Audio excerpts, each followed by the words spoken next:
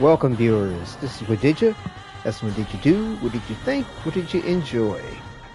And here we are with Warframe, as we are going to go for the Skana Incarnon Genesis, just so that we'll have something nice to go along with the Warframe 1999 Skana skin that goes along with authors Skana from the 1999 update, that we can actually get this skin from, after completing the Warframe 1999 demo, which will be coming out tomorrow.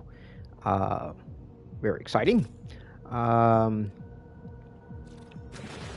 Let's see here.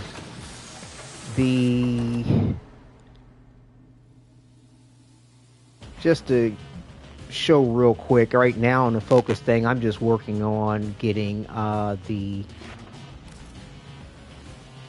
different accents and things like that you can get from the different, you can represent the different schools of thought with that. So Matter Eye is equipped at the moment. Nothing special there, but and as far as like equipment wise, on my operator, rolling with the Sirocco at the moment, Magnus glitch, to make sure to even transfer and health to the Warframe during transference, and critical hit, and damage on the amp. Oh yeah, as far as the appearance on the operator, rolling with all black is how I tend to go with this Templar Prime suit, Drifter Lone Rider, sleeves and pants, and have this, where is it? Waistband. Alright, the hood. So features.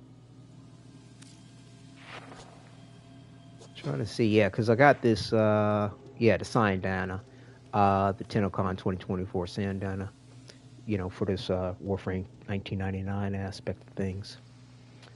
Now, as far as, I doubt that the build or the real Nintendo situation is going to come in handy with this. What has determined the secrets to happiness? Circuit. A combination of heightened dopamine levels and a terrible memory. You're welcome! Welcome, viewers. Yeah, I don't think that, checking to make sure the audio is good. Yeah, okay.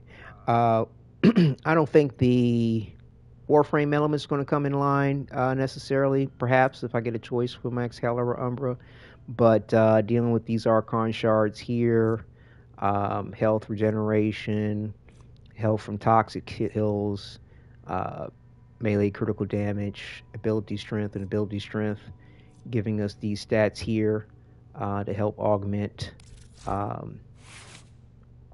our mods here. Chromatic Blade build with toxin status effects, giving us corrosive as well with this continuity. Umbral mods across the board, sure-footed, steel charge, 100 adrenaline to give us life back. Efficiency and duration, and Archon flow give us some extra energy. Affinity max. Killed by cold. Yeah, I'm not sure why I put this in here. I guess it was just like, it's the same stats for energy max for the regular prime flow, but we get the aspects of the code in case we do something like that. Hey, what's up, Transporter? Thank you for joining. We have Nullifier to make sure we don't get any magnetic status effects and reduce our energy. Archon Fury for some melee damage. Going with this Nadaruk bow just in case I need to use it. Nothing major here except for making sure it's kind of mid-max as best I can with what I have. Like I said, I don't think any of this is really going to come into play necessarily in the circuit, but this is what I have on the build if you're just curious as to know. Skiajati. This is the build for the Exalted Blade, marrying with the build to the Warframe as well. for as much status effect as I can get, because it's sort of a status effect build, chromatic blade. So yeah, that's pretty much about it. Saddle up. So yeah, so let's go ahead real quick here and see how quickly we can go about getting this Incarnon Skana here. So yeah, we want to get this, and you get it at stage 5, and I don't know. I could use another one of these, to be honest with you. Not necessarily. Hang on a second. Trying to remember if I have.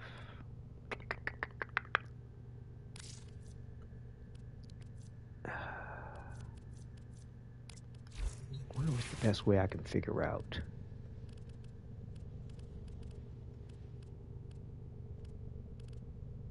Trying to think. Best way I can figure out how many Incarnons I have and which ones are Incarnon.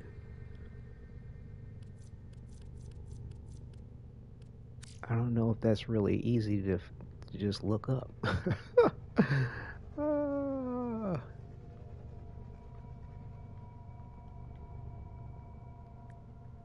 Oh, here we go. Okay. So I have the Atmos, Ceramic Dagger, Dual, Icar, Feralix, Furus, Latrone. Okay.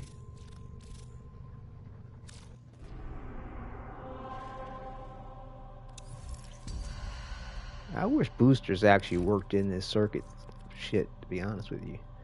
As far as getting weapons or points towards them. So we don't have one for the Leto. I don't know if I'll be going for the Leto. But here we go. Incarnon, stage 5. Stage 1, we get a secondary outburst, secondary shiver, some resources, and longbow sharpshoot. Okay. Alright, let's see what we can get into. Wait, we did have this. Wait.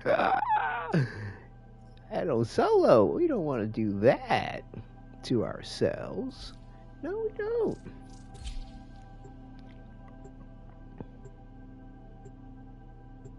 But yeah, I'm looking forward to this Warframe 1999 when it comes. The demo's probably not going to answer certain questions like, how much or we can use the new proto frames in game outside of hold on here.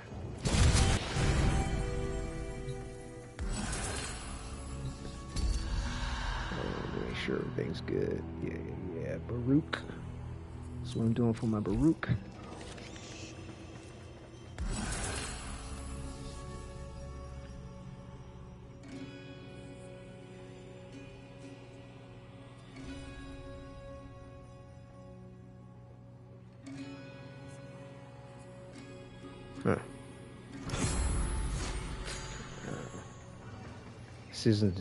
Decisions.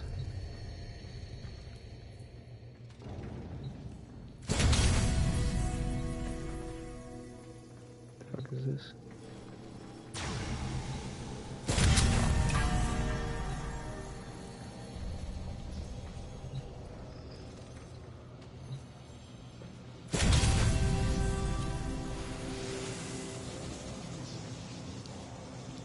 Ready to do it to it.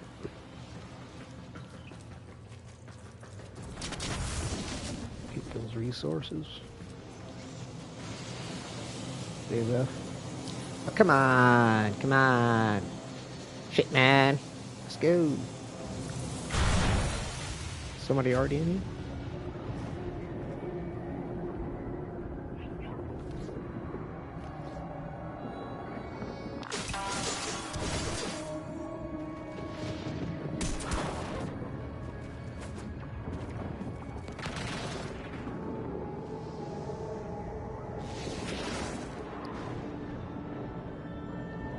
Okay, we're taking a minute to get going, aren't we?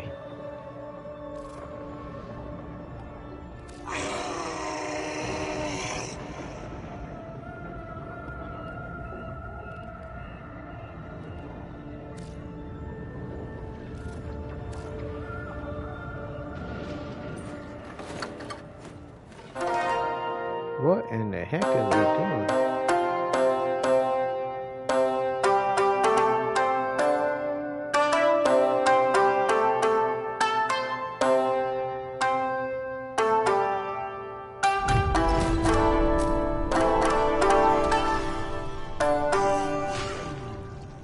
Are we ready?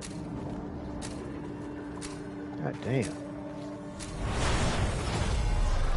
A true Tenno understands how to combine the elements coursing through their warframes.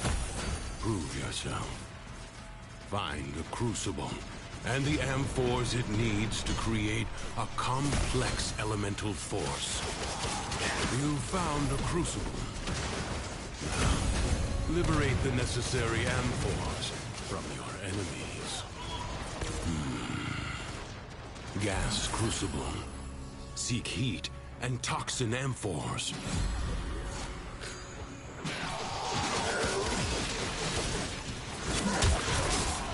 Oh no.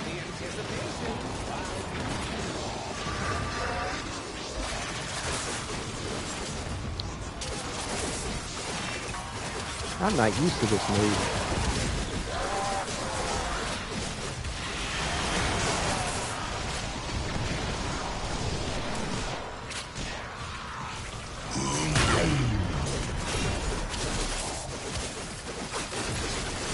What are we supposed to put in fire? Find an amphor and throw it at the crucible.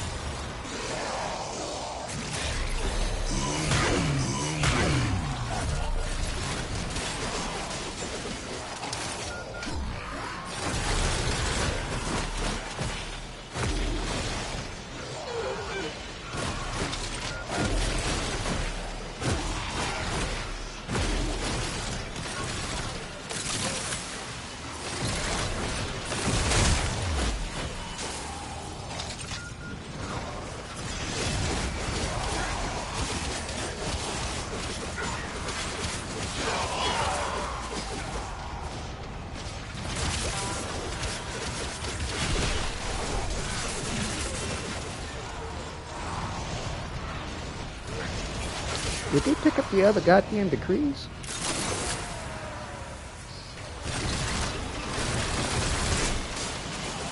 I only saw one.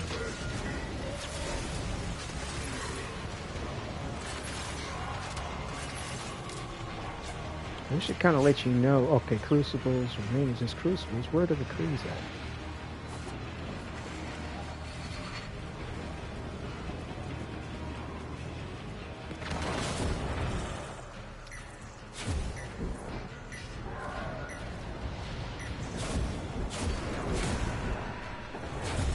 Oh no!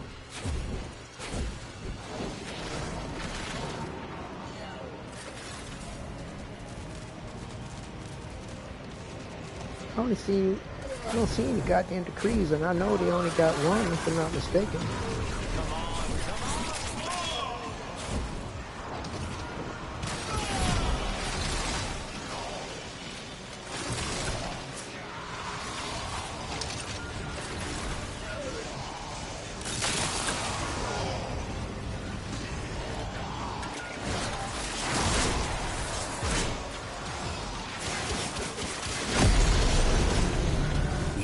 Understand now. Again. Yeah, I'm totally not seeing any other decrees.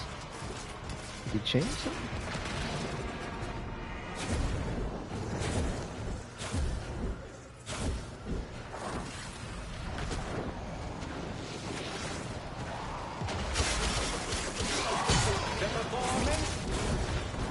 Deadly radiation, the product of heat and electricity amphors.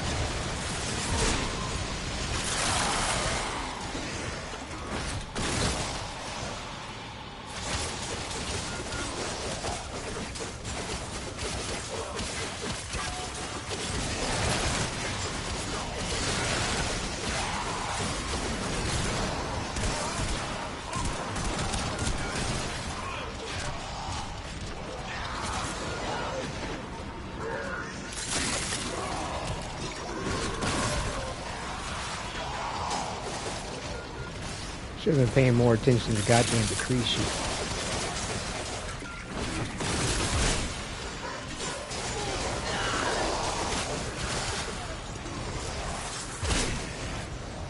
Was that fire?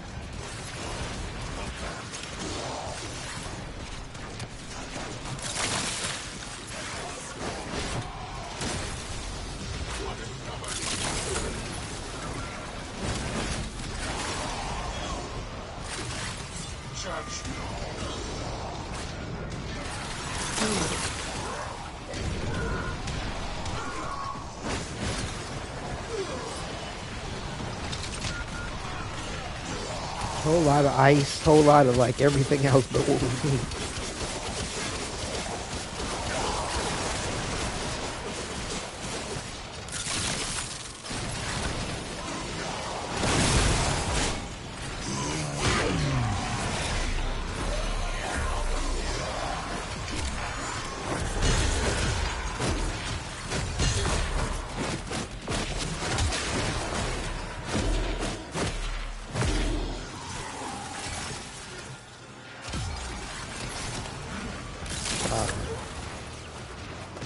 Fire!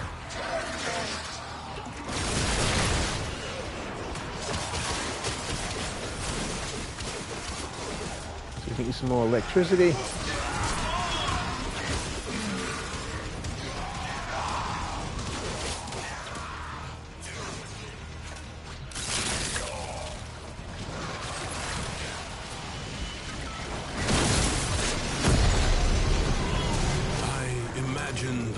Departed scholar would have been impressed with how you've wielded his crucibles today. Need the decrees, boys. Where the hell are they? Do not expect me to tell you when to stop. Judge for yourself. Secrets lie buried deep within the Undercroft. The paradox provides the means to extract them.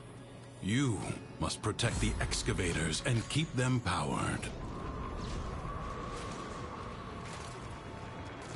Now, hopefully they don't go to the excavators until we're all ready. And get these goddamn decrees.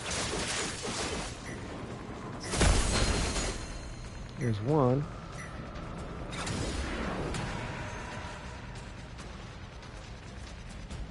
Oh, you got to get all three to get. Okay, I guess we got them all last time.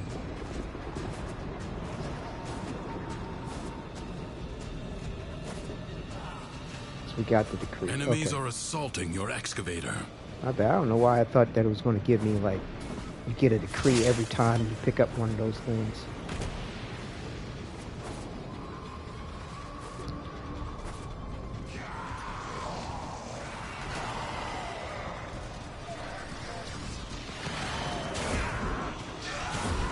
One of these things. Here, there we go. We got it.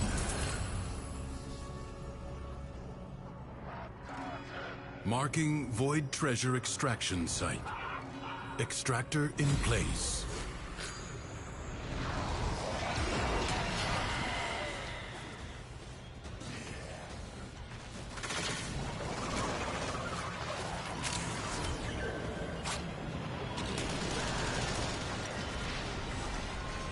An extractor is out of power.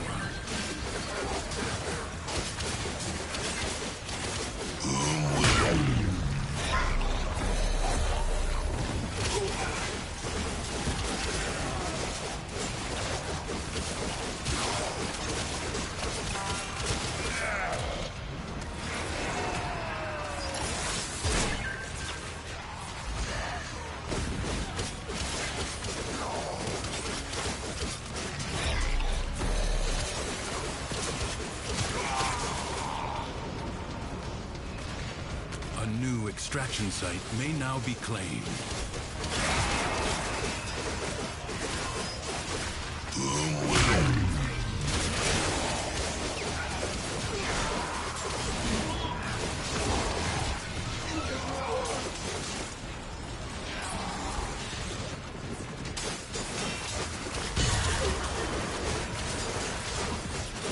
Take a staff.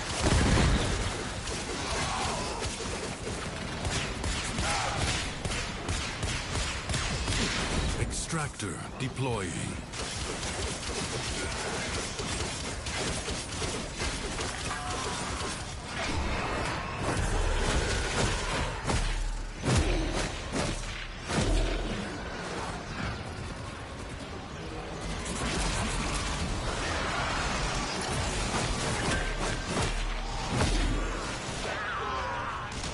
I sense another void treasure.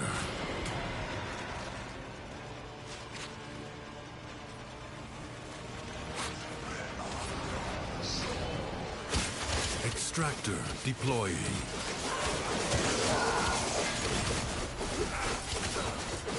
Give me that pack, buddy.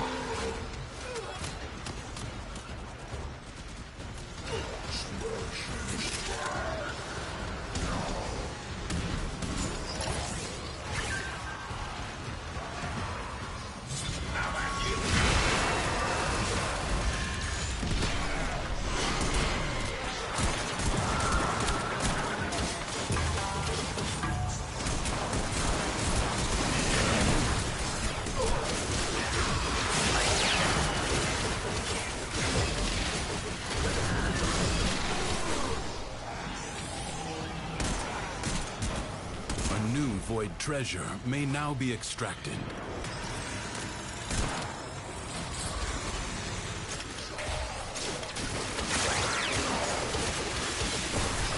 An extractor requires power. A way out is now open to you. But further buried riches are here for the taking. Leave now or later. But leave you must. For the Undercroft is inexhaustible. The Void Angels that roost in the Zariman are breaking into the Undercroft. Repair the damage to keep them at bay. Globes of ambient void energy hover around you. Collect them to seal the breaches. Here, decree. Got 2 out of 3.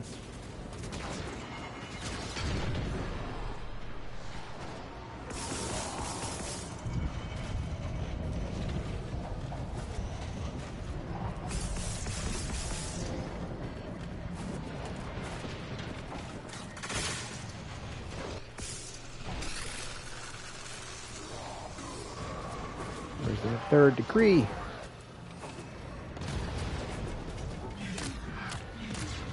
I wish the decree information stayed up on the screen until you get them.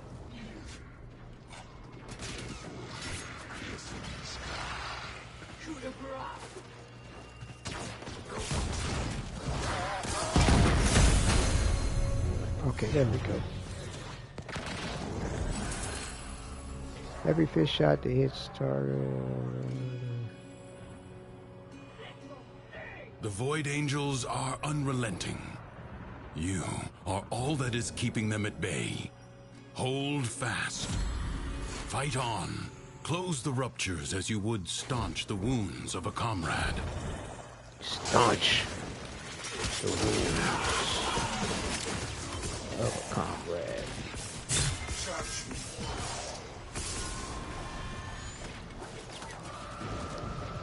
Staunch.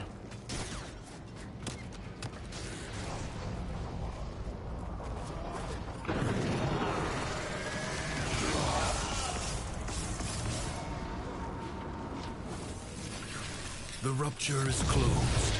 The paradox stabilizes.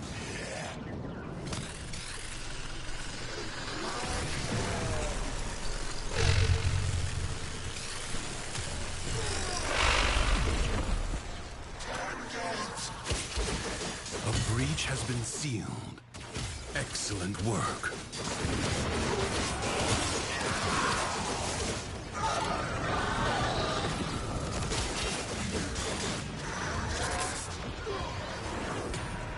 I need some orbs, please.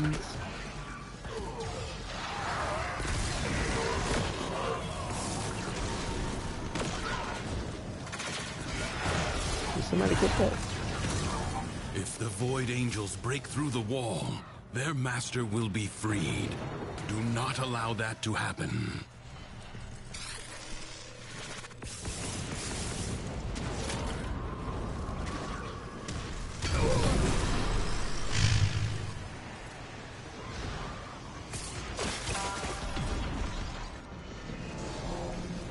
Where are the goddamn things hiding?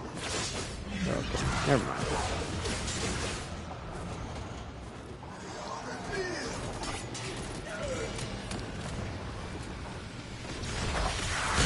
Duviri's defenses are weakest here. You have done well to reinforce them. I advise you not to be content with merely doing enough.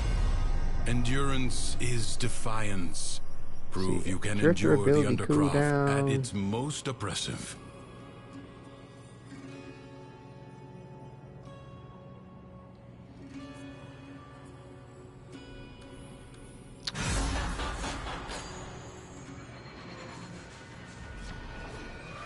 Survival.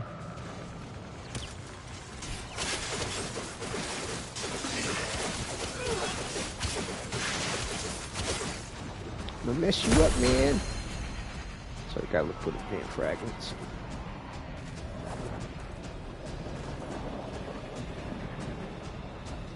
There was one.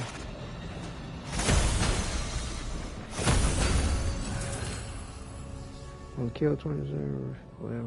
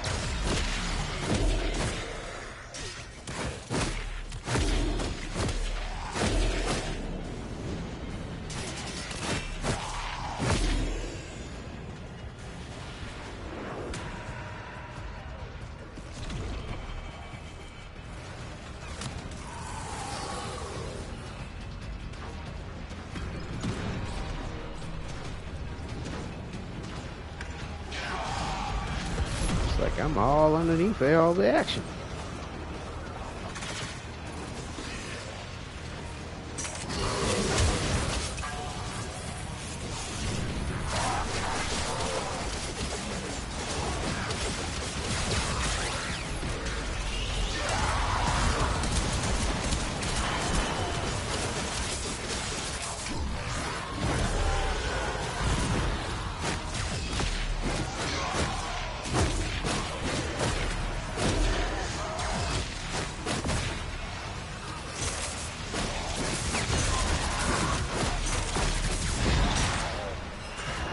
Keep hitting the damn wrong button.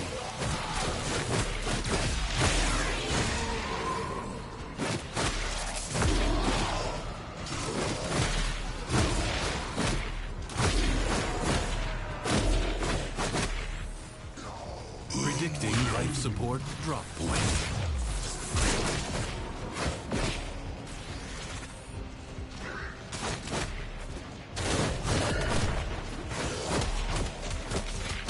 You have 60 seconds.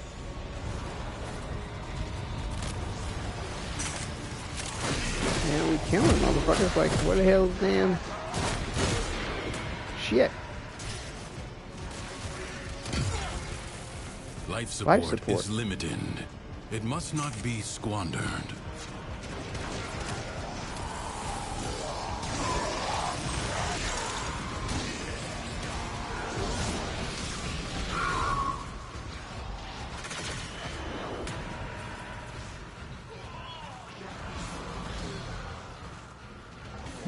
Seconds remain. You walk the blade's edge. Life support has been activated.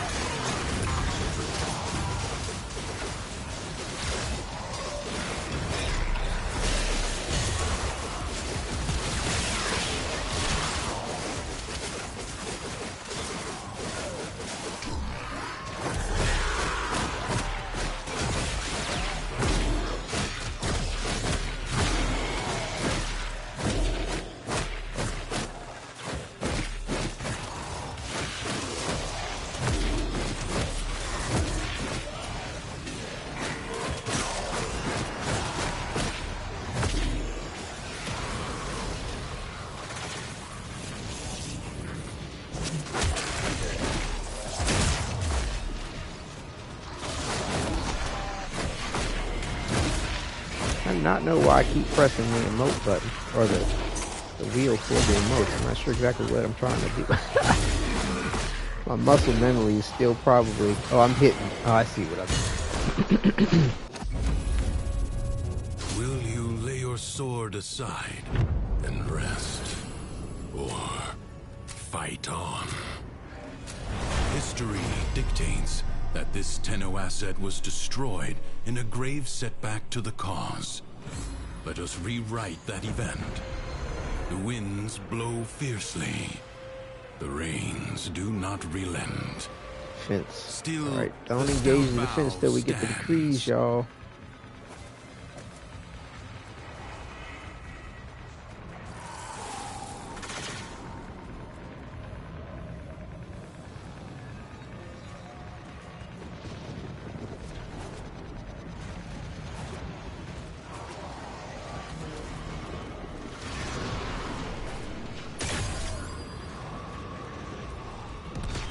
Where's this fucking decree at?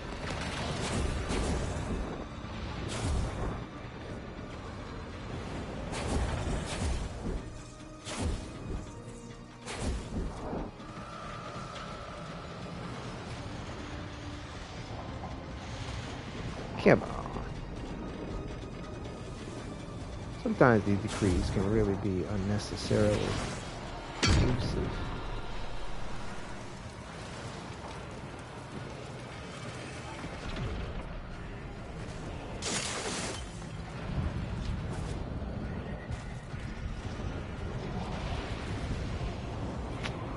Man.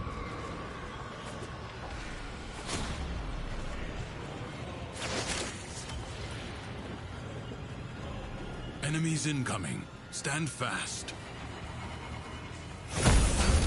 There we go.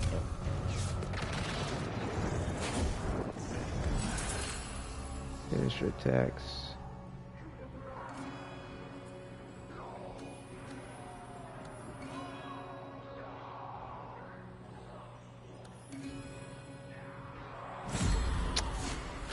It's unnecessary. Whatever.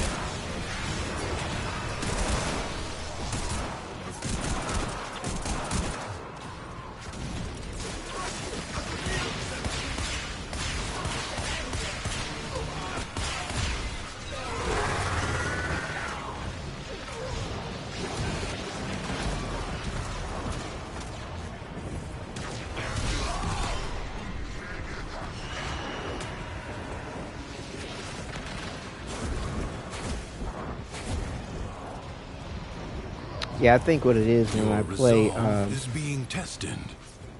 Do not falter. No time to rest. Already a new onslaught begins. the first Ascendant, and just pressing that circle button for something else.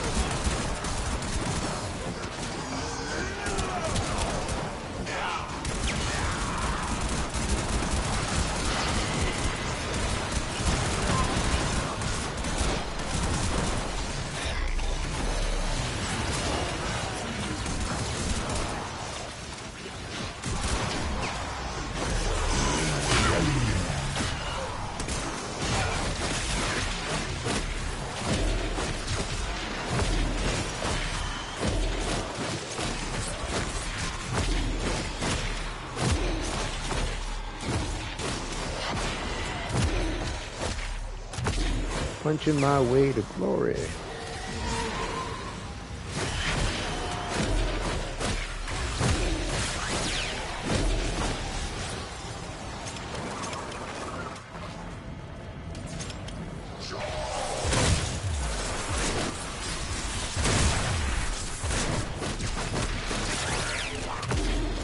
The enemy has been exhausted.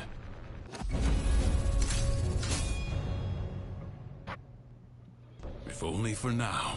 Approaching tier It is 3. my duty to make extraordinary demands of exceptional people. The Jackal. A graceless machine with no business here. Dispatch it and move on. A warrior must strike where the foe's armor is weakest.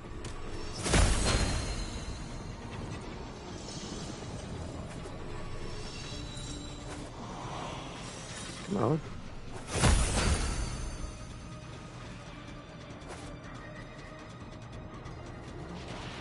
Evade. You can attack later.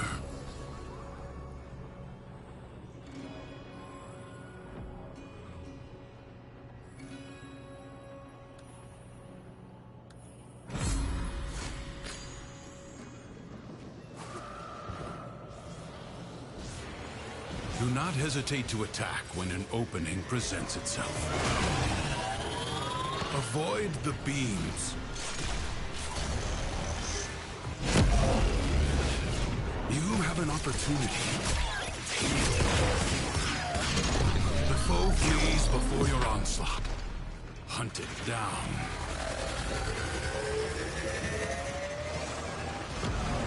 Something is shielding it from harm. Find out what.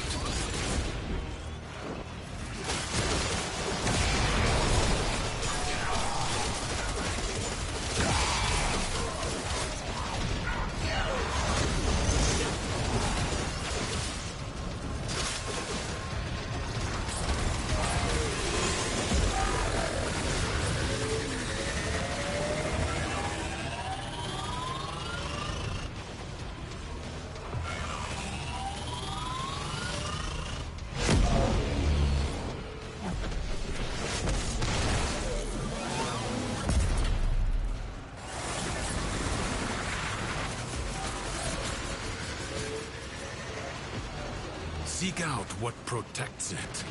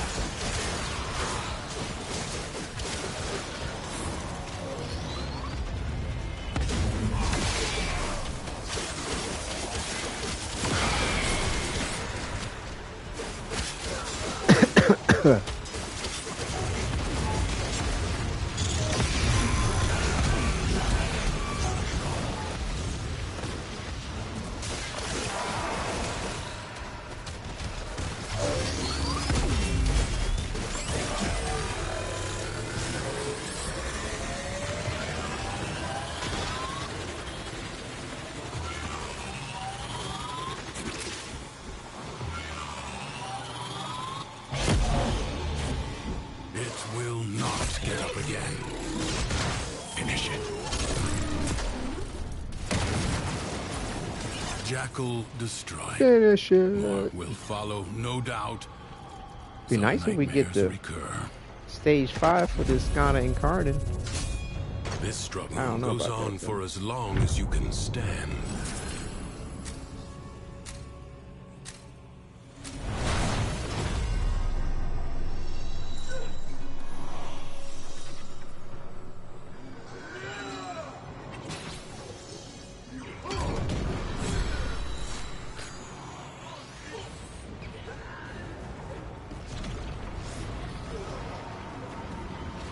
Exterminate.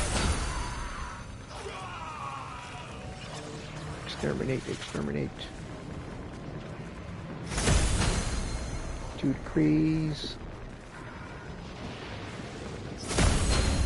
3 decrees.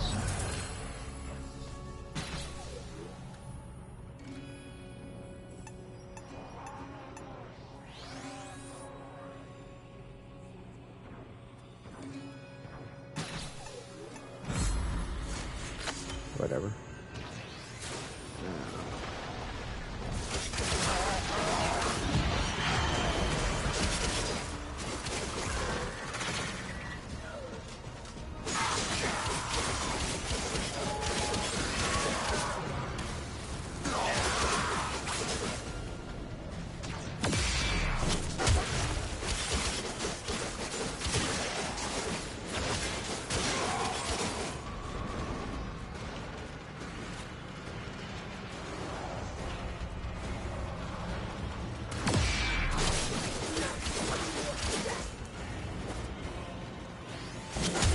Kind of spread out.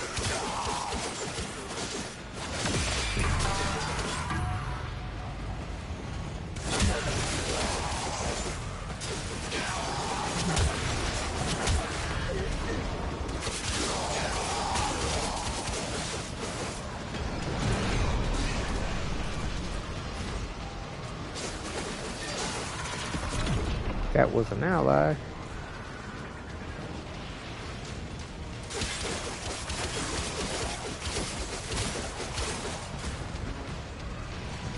I don't know, overall I feel like he hasn't been drawing that much aggro.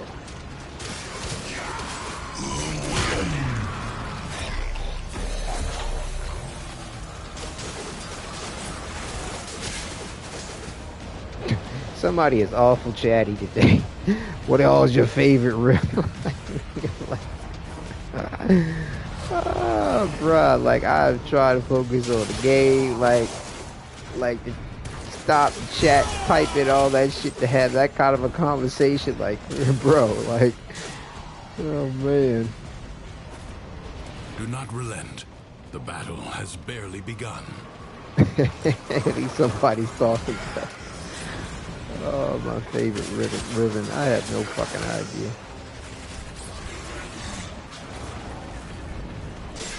How about the bow staff ribbon? Oh my goodness.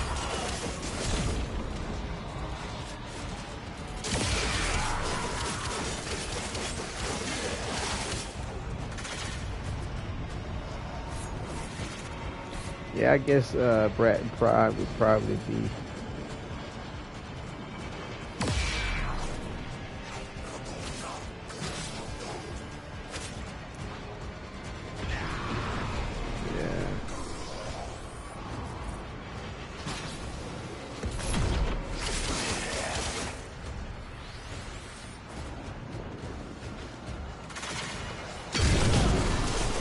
I know I have a good Brat and Riven, but I don't know if it's necessarily my favorite either.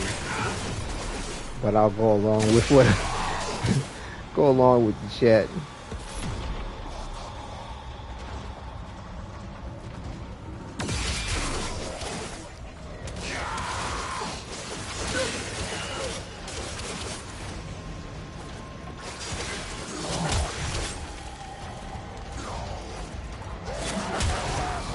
What a waste!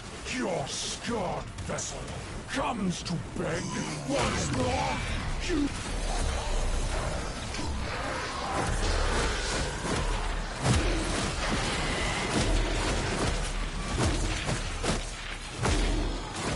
Coming here to mess you up.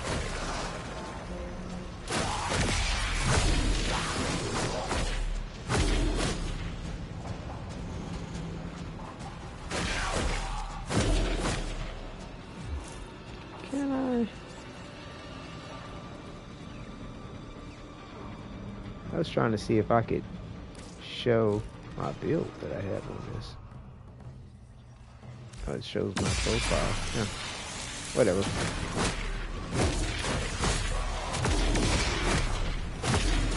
Guess I would have needed to do that back at the cave.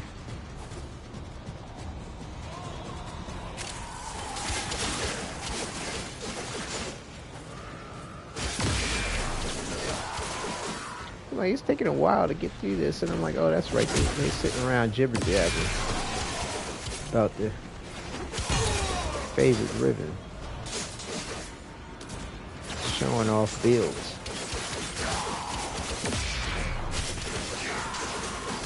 Little by little, the madness of the Undercroft is curbed. This struggle goes on for as long as you can stand. Critical damage doubled. Critical damage doubled. Bizarre contraptions left behind from the time of Scholar's Landing.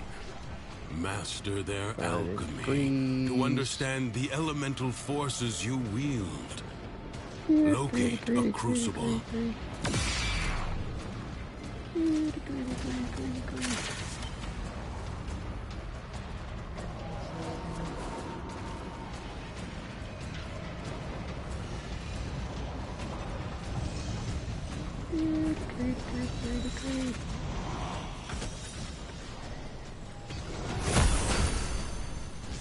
shit's hiding up in the goddamn corner, man.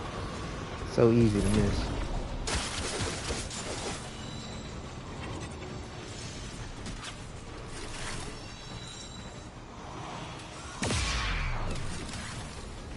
I need 2 more decrees, please.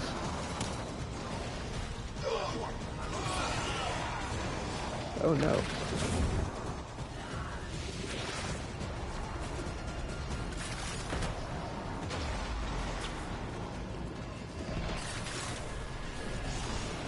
Your enemies hoard the amphors the crucibles need. Retrieve them.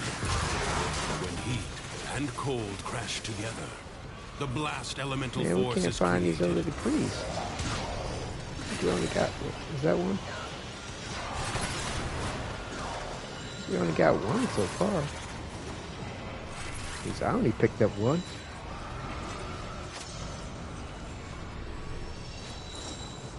Oh, there's another one.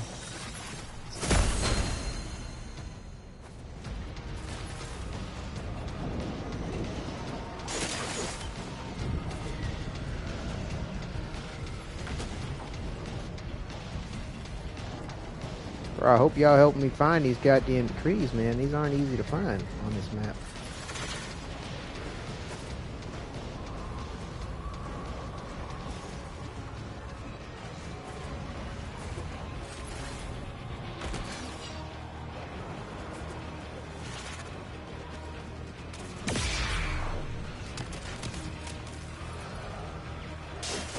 These motherfucking decrees can be goddamn pretty much anywhere.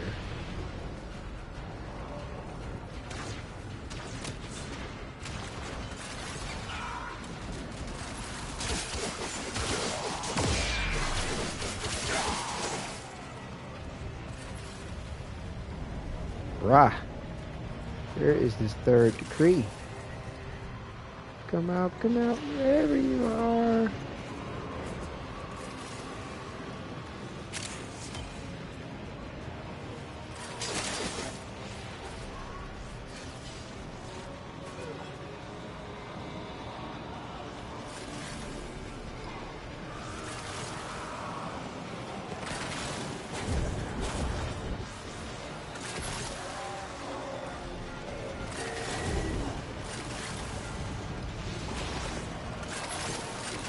Now, I done looked high and low.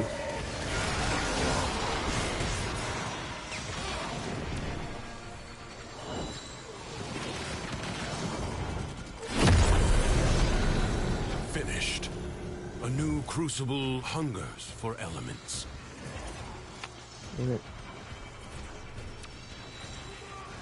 Buttons stupid.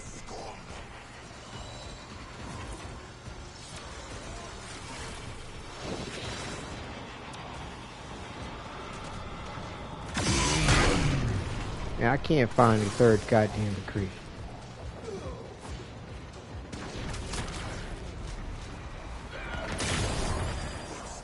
I don't know why, like...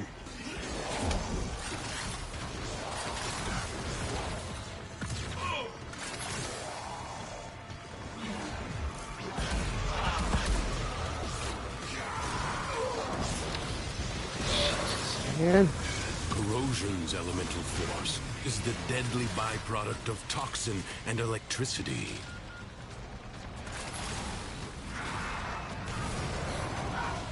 Where is the fucking third decree?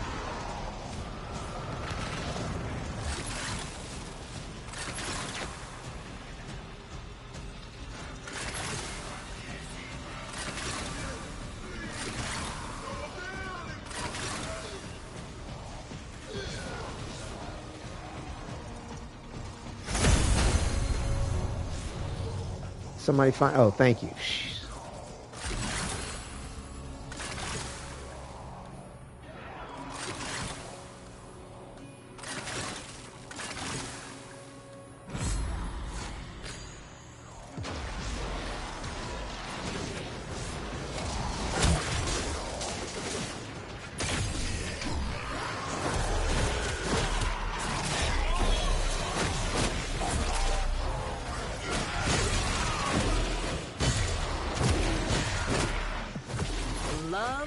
who love what they do.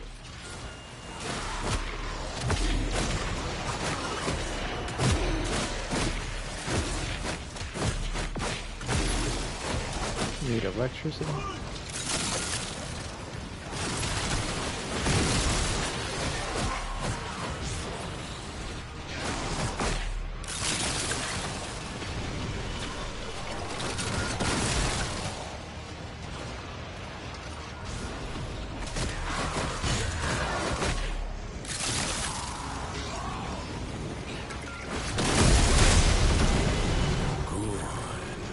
Replicate these elemental combinations as you modify your weapons and warframes.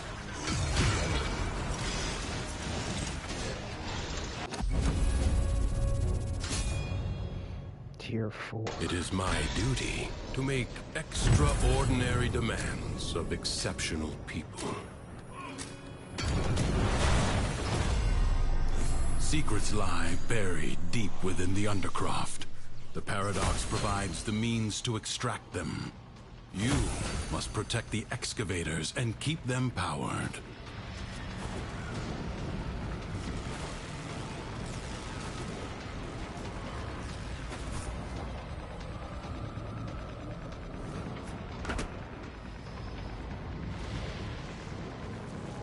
Need that 3rd degree, y'all. This is crowded.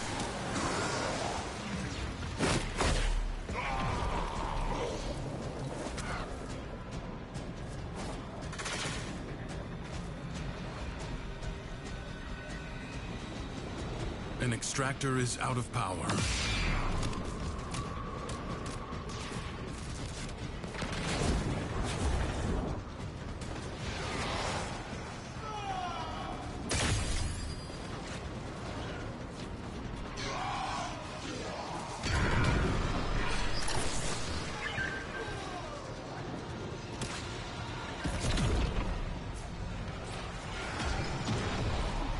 Where the fuck is this 3rd degree at? Map don't seem that big.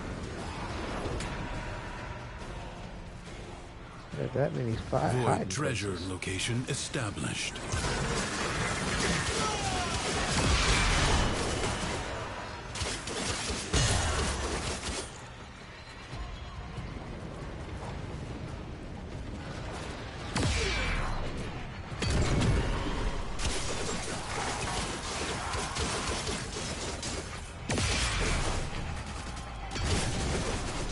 You have so many rows.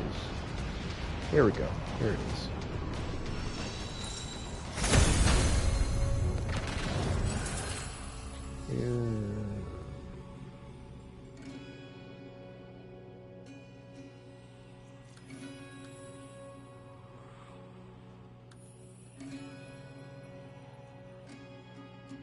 Excavator under attack.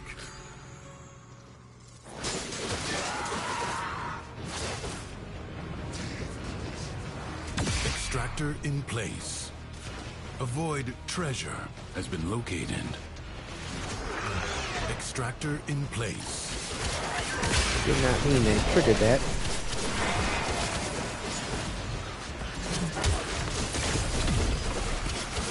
Excavator under attack. Your excavator is on the brink of destruction. Enemies are assaulting your excavator. You allowed the enemy to destroy an excavator.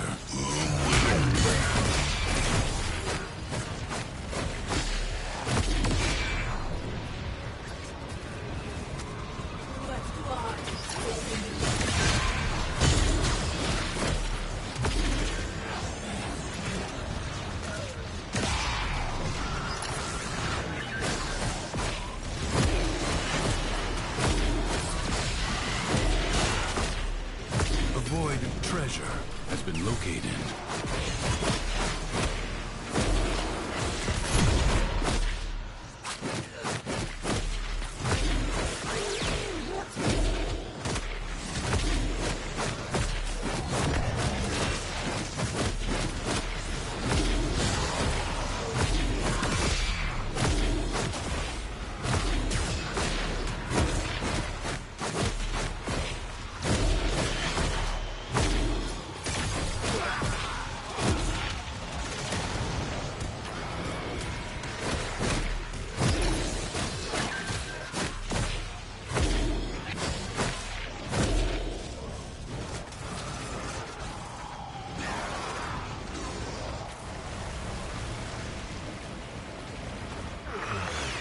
Extractor deploying. I sense another void treasure.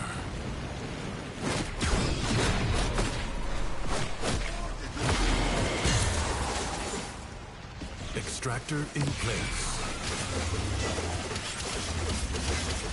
Enemies are assaulting your excavator. Goddamn. Excavator lost. Your work wasted.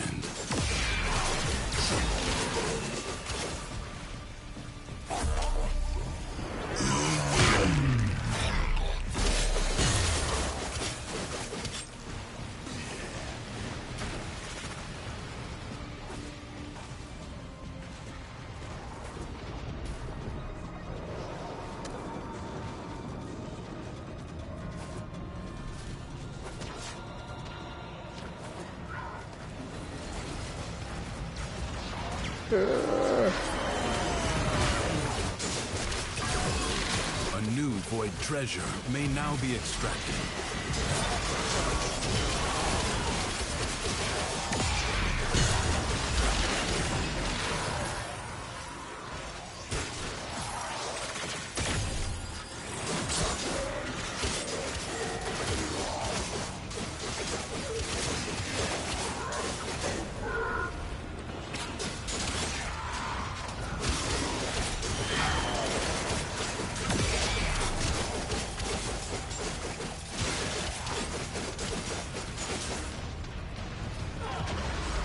Extractor deploying.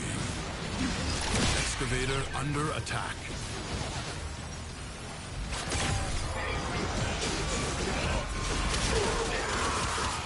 You have gained much. If you choose, you may now leave. Do not expect me to tell you when to stop. Judge for yourself. Creatures of the deep void. This game looks smooth as butter, unlike DFD. Yeah, well, this game's been around for 11 years. You know, I've been playing it for 9 out of the 11 years. You know, TFD, like, you know what I'm saying, they do use it to heal the damage. I think the history is more with like mobile type games rather than, you know, consoles, but they borrowed a lot of their systems from Warframe, to be quite honest with you. So of course, yeah, Warframe is super smooth. I mean, they've had 11 years to get their shit together, as well as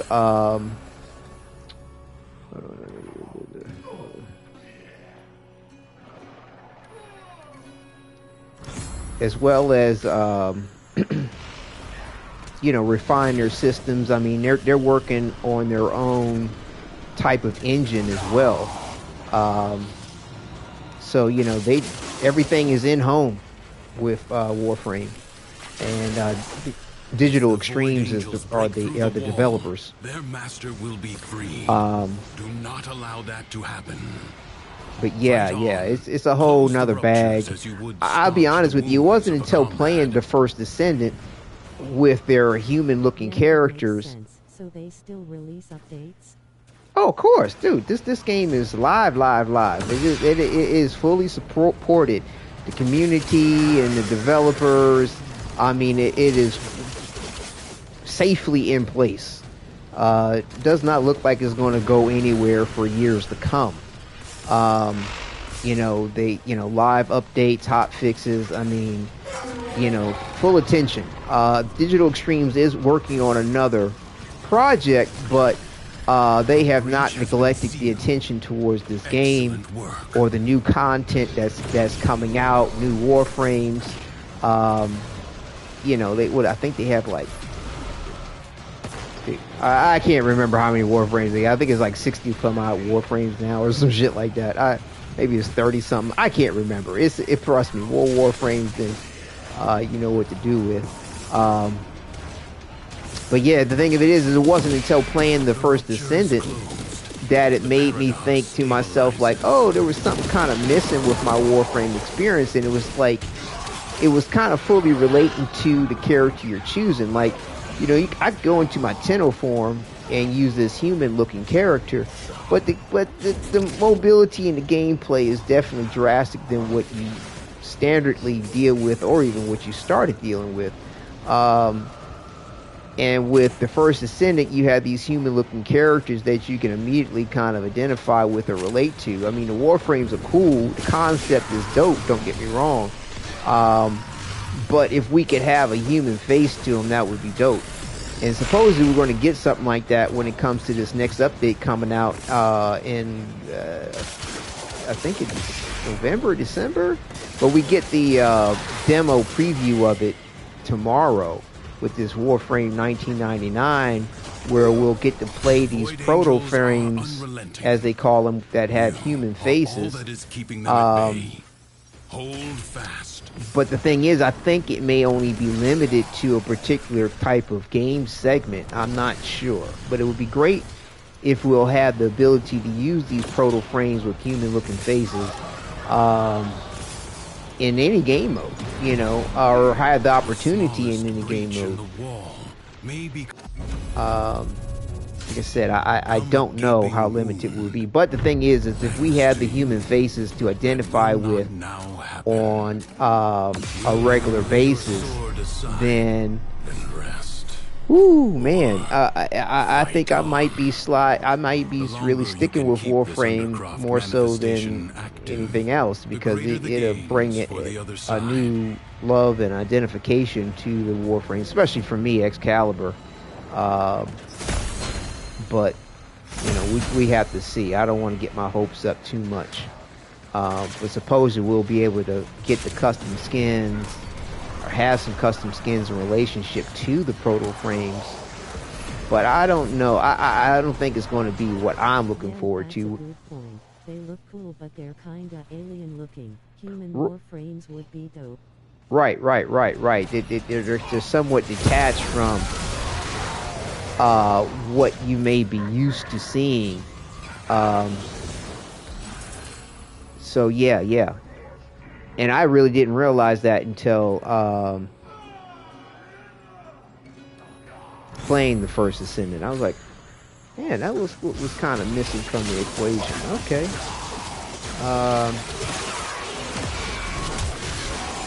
But yeah. And I mean, plus two, the combat is very, very different between the two games. Although you have different game modes which can give you different combat feels, I mean, the overall aspect of gameplay in Warframe is faster placed. Matter of fact, you can do everything faster in Warframe. Except for maybe looking up information. You'll have to go to an external source like the Warframe Wiki 9 out of 10 to look up information, more so than you would have to do with the First Ascendant. But then again, there is a lot more to kind of learn and know with Warframe. I mean, there are far more modes within the gameplay, far more freedom in all respects as far as what you can and cannot do. It's like I said, the First Ascendant, by comparison, is literally in its infancy, and especially in understanding what all Nexon Games is going to decide to want to do in the long run of things.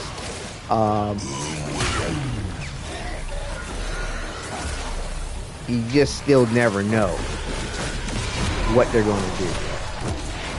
So.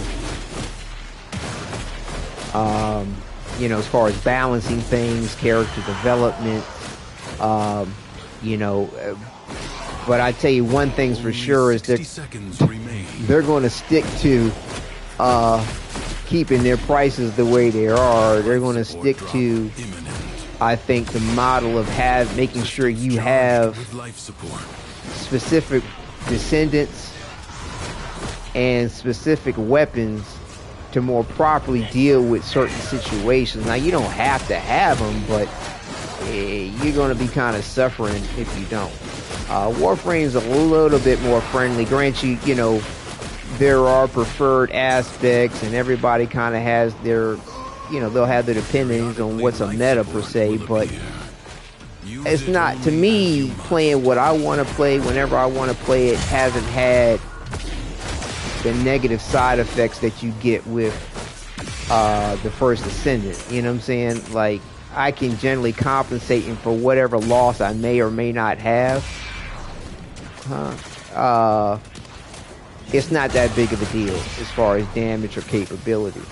Like I said, Warframe's far more forgiving. They don't try to lock you in and demand that you have this or that or the other per se. Now, of course, you know, better this and that and all kinds of other does help, but like I said, the First Ascendant kind of traps you into making sure you have a toxic ascendant for some void reactor, and you have some particular type of right ammo type for this jackass enemy type, and it's a lot of shit, in my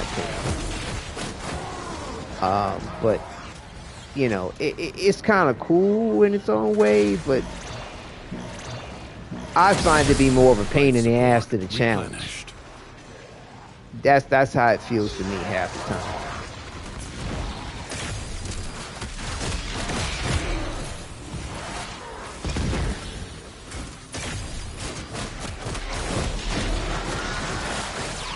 But yeah, but you know, similar to the First Ascendant, Warframe has those aspects of, you know, build variation where people want to play however they want to play, glass cannon, some aspect of what they think is OP, or, you know, defensive. I mean, you know, they have different Warframes for you to go ahead and,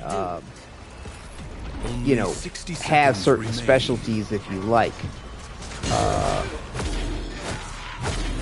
But yeah, my like I said, my go-to has always been Excalibur, and what sort of say the ultimate version of him in the game, what they call primes or an Umbra. Excalibur Umbra is the only Umbra, which is an equivalent to a prime, which is equivalent to like an ultimate descendant. Prepare yourself. A fresh wave approaches. Okay, so we got decrees. Let's get the decrees before we start the defense. And to me, the mechanic. TFD and WF have been compared a lot, but I see TFD trending in a different direction overall. Yeah, kind of, basically, yeah. I mean, you know, they both try to make their own identity for themselves, of course. But they are very similar in a way that, you know, because, like I said, TFD takes a lot from Warframe, that, you know, they're in the same genre, of course, and comparable in their own ways. Like I said, the DE, to me, has the longevity and also to the discretion of not being so greedy with shit. I mean, they've had instances, but they have found their threshold, and they realize where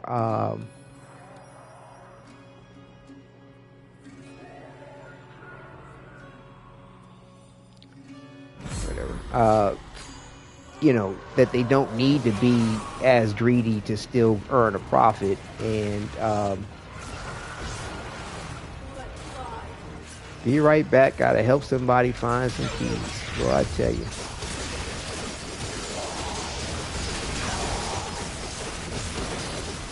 So like I said, but you know, like I said, because there's a they have their own identity with the feel of the game, the look of the game, you know, and also to the history and just how friendly various different systems are. Warframe edges them out, of course.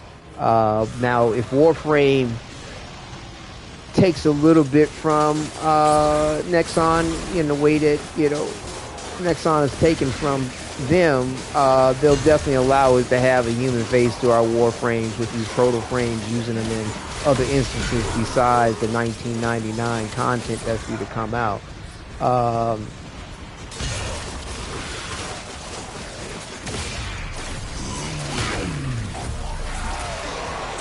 Now, I don't know if Warframe's ever going to go to the thing where they allow us to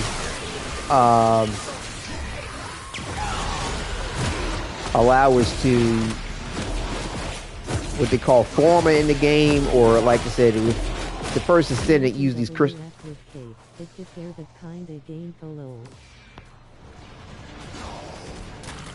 Yeah, no, this game is for cake too. I mean, even though the Warframes look a little bit alien, they're quite developed in their voluptuousness and the rear and the breast and all that good stuff. Without it, yeah, they've been always well known for that. Actually, having plenty of cake on their Warframes.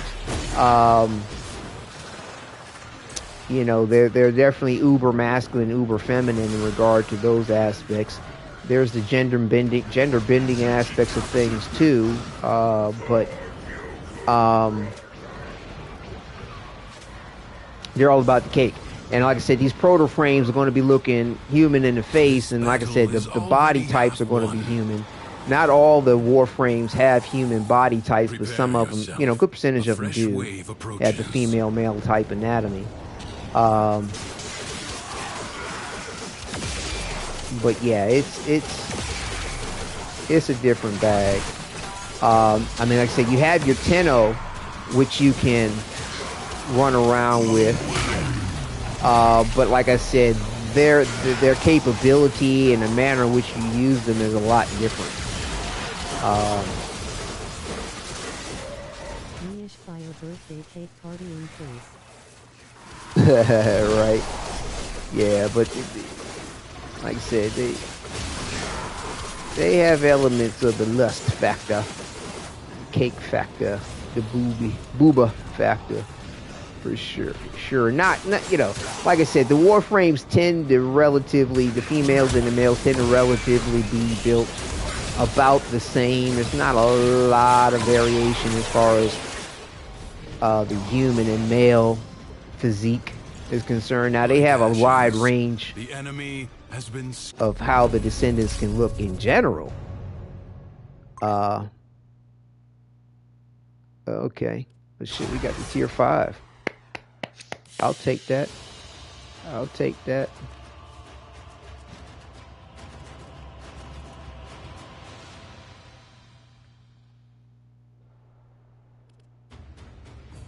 Trying to give you fucking GG.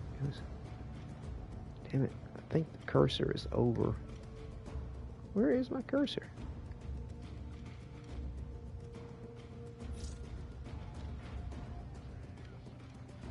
GG. Bye-bye.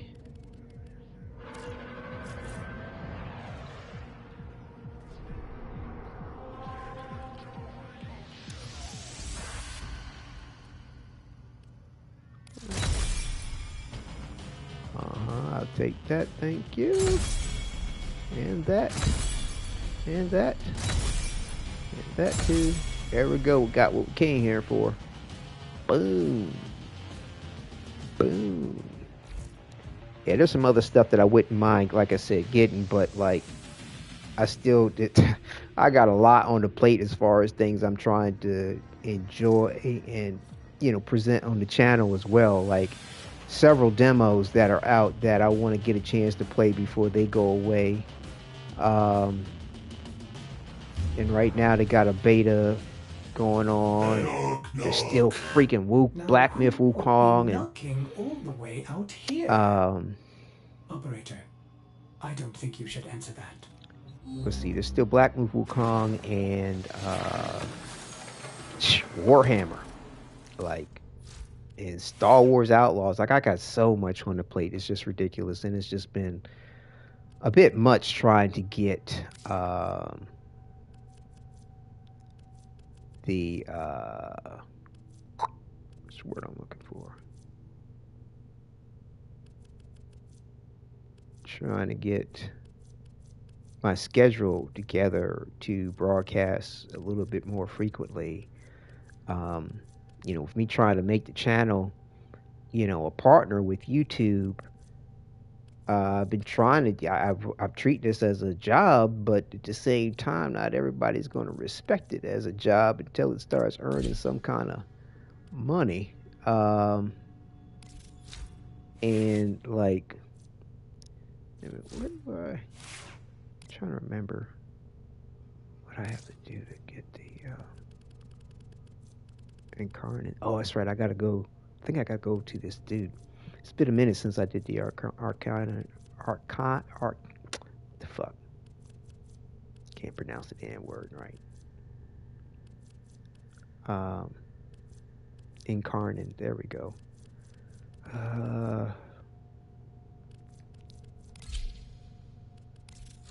All set. Serviced your weapons myself. I think I gotta go to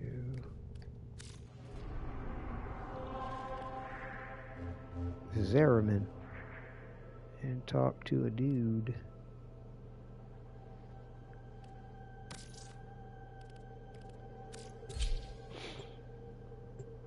But yeah, like it. So yeah, it's getting the respect of, okay, I'm at work. I'm working towards something. This is also to, and it's kind of tough, and I'm taking care of my son, partial stay-at-home dad, because well, he started daycare, so that's the only time when I'm not, or when my wife is looking after him. So yeah, trying to get time scheduled out, make sure I get proper sleep and rest. I mean, because heck, it's like the second week since he started school where we didn't have a cold to deal with, and right now he's actually fighting one, but luckily we seem not to be too susceptible to it. But yeah, it's like, whoever trained you has nothing to reproach themselves for. Okay, bring it to life. You can't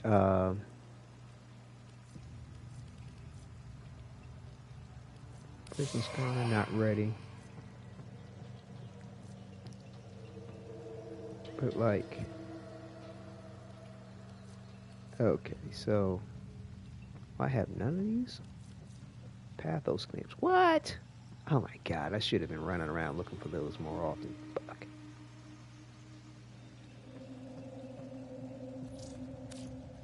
Stay sharp.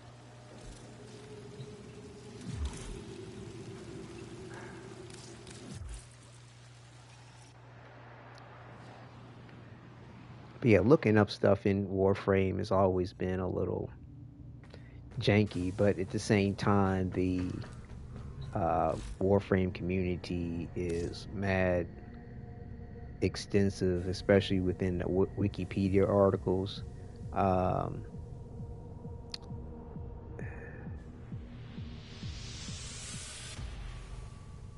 Those claims, like, I know you can get them in the Undercroft, and fuck if I had known.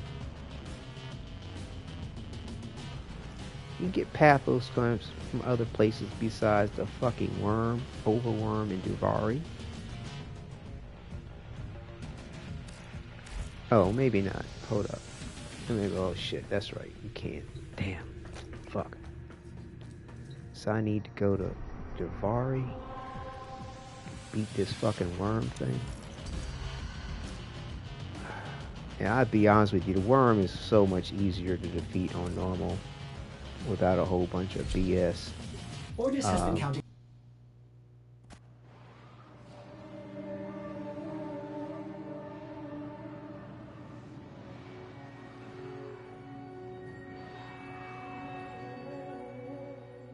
I think this is the way to do it.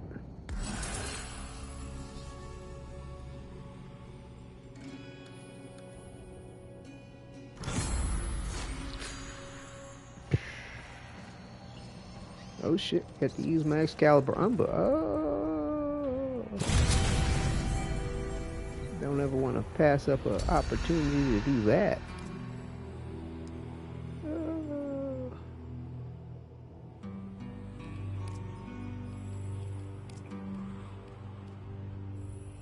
Yeah, that's the one we want.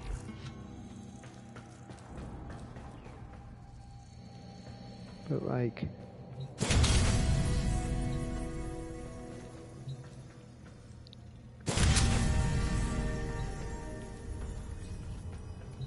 kind of bunch of shitty fucking options.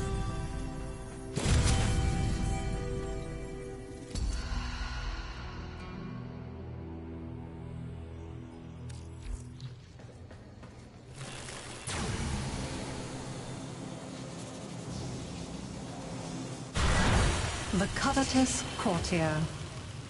Is this the right mode?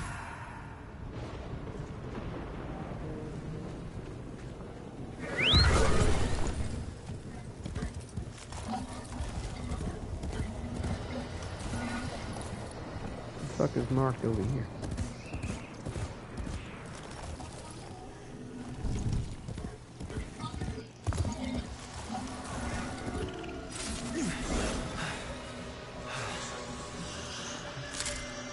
See, this mode of game, you get to play as a as your human-looking character. You're called, you're called your operator, which typically controls your Warframe, and it's pretty cool. You know what I'm saying? I mean, you get to ride around on this horse. I remember they started working on this when Red Dead Redemption Online started, and Warframe's always had a way of giving you what other games give you in their own way. But others were loved more. And that was poison to him. And this is an example of it. Like, you can fly around on the horse as well. Whole different bag. How the fuck do we get under there?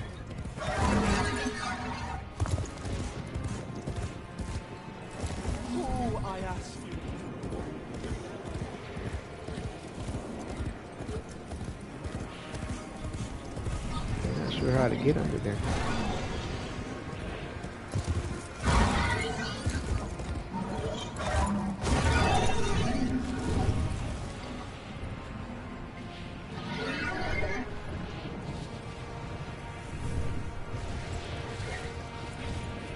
That's pretty dope. Are the operators in the Warframes when they use them, or do they control them remotely?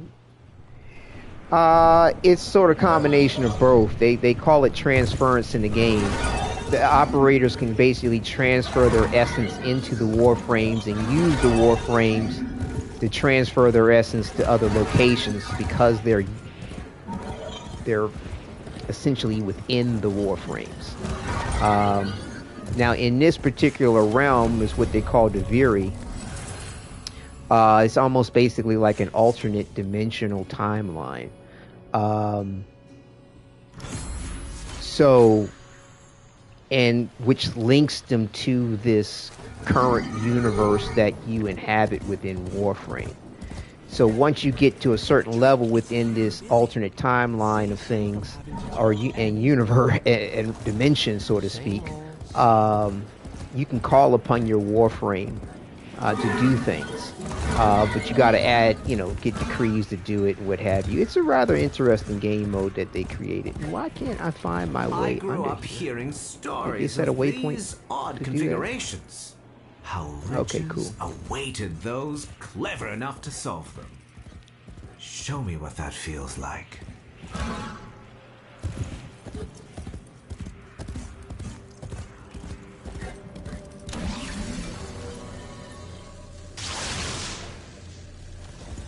But yeah, you get...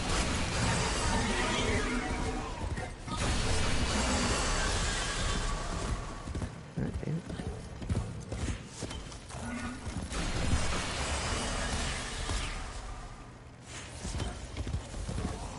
So basically you gotta complete this game mode to get to the actual boss that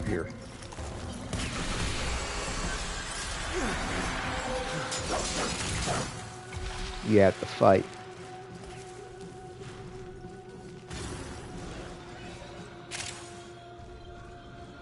Where is the thing?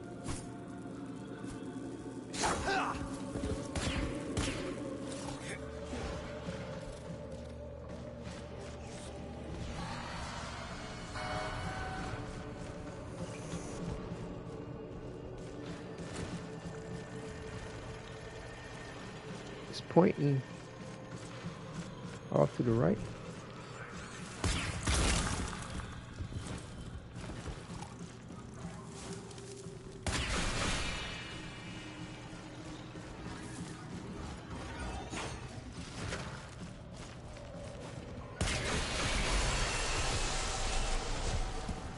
Where's it going? Is it going in here?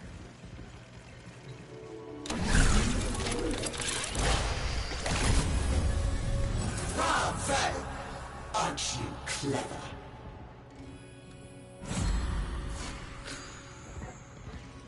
With sweet words, he persuaded others to his side. But his thoughts were only ever of himself. As a matter of fact, within this dimensional time thing, you don't even have the same abilities for your operator that you have in the normal universe of things. It's kind of cool too, because it does kind of slow down the gameplay a bit and the pace of things, more like what the game actually used to be when it first started, not 11 years ago. I won't let its reputation stand in the way of claiming what's mine. Get in and do what you have to. And so you can go through these little dimensional pockets as well, and then have access to your Warframe as well. It ties you to the main universe and stuff.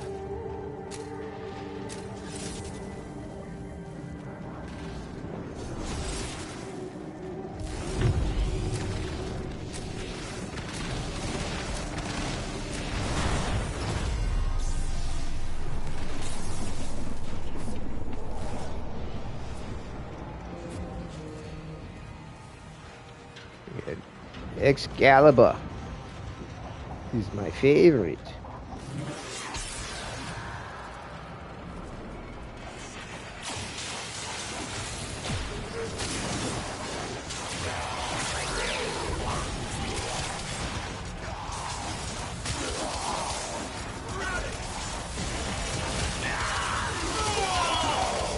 Slicing and dicing.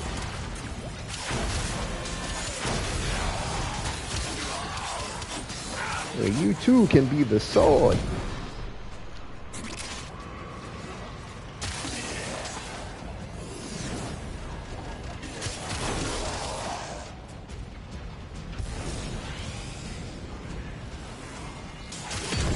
Emanation, man, they got them all spread out.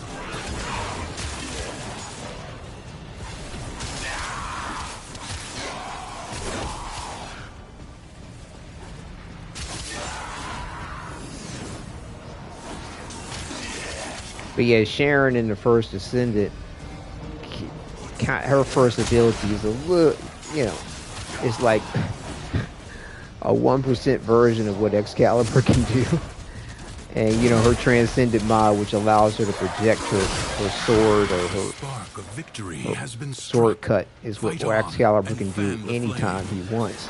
Although I have my graphics kind of set to make my wave that comes out from the sword look more like arrows being cut, rather than having like a lot of visual display to it. That way I can kind of see and focus on the enemy as well, rather than the effects.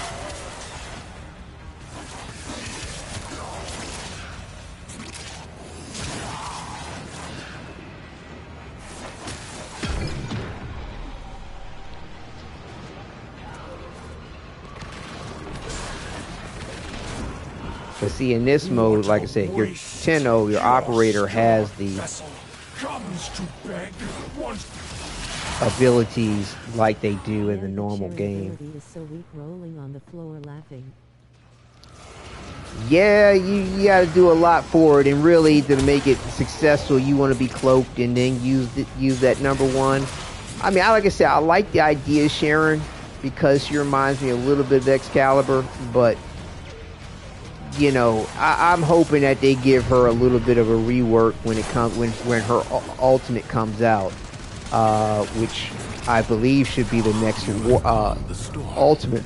The way they teased it in this latest Freyna quest at the end, as well as they teased it in the image on X/Twitter. With each new conquest, never once did he think, Surely that is enough. Surely now I can So, stop. but yeah, I've been waiting to want to work on a build for her. You know, once her ultimate comes out. That oaf bars my way every time I try to I return mean, to the especially palace. seeing that she's one of the Look starter so much descendants. better You know her coughing his ultimate's going to be last, coming out or sooner you than later, and I loot mean his there are other chest of descendants to work goods. on in the meantime.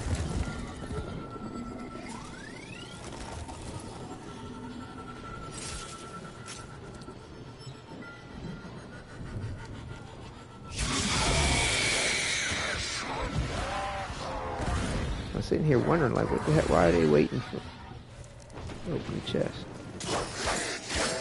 So as you can see, the type of combat in this realm is a lot more methodical in the way of itself. I only built her up enough for outposts infiltration. Interested to see what they do with her ult. Right. Yeah, I put an energy activator in her to make sure I had the capacity to deal with having a duration build for the for those reactors. But yeah, I'm not. Outside of that, I haven't put any If kind of real love into Bomberstein the could only situation. have loved himself, he might not have yearned to become someone else. You do better.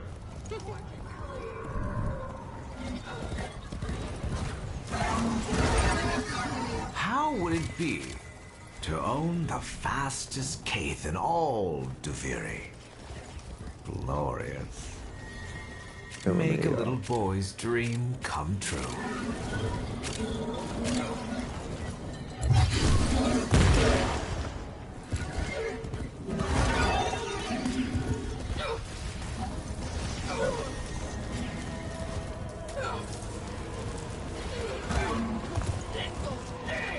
Yeah, it's kind of hard to.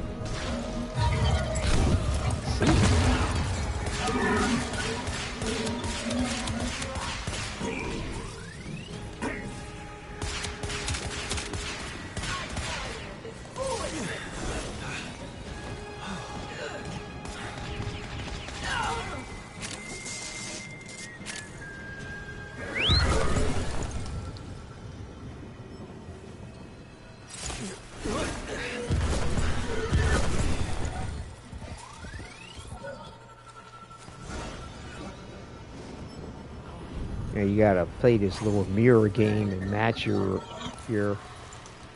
image in the direction they're going. But they're already started it, so there's no point for me to do what they're already started doing.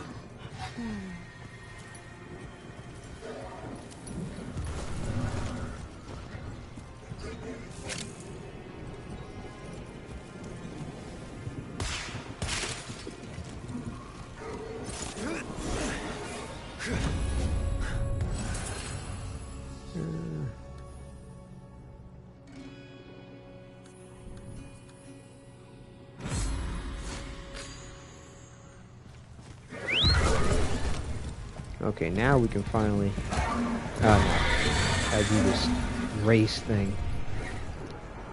I swear, getting to this worm, I really do wish they would speed this worm fight thing up a little bit, because it does take a while to have to go through all this shit.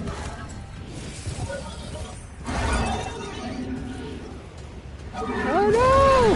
Fly, fly, fly, fly, fly!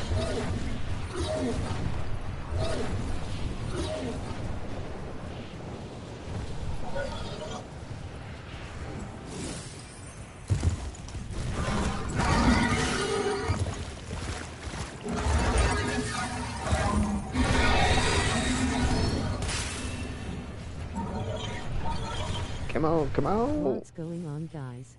Hey. What's happening, Tokyo? So you're playing a little Warframe. And did I miss the gates?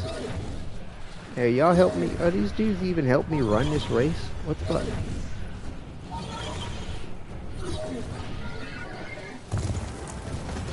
What the hell are they doing? Need to see some Warframe. I have not seen this game before. What up, Tokyo? Smiling face with sunglasses, water wave fire. Yeah, man, this Warframe's a whole nother bag.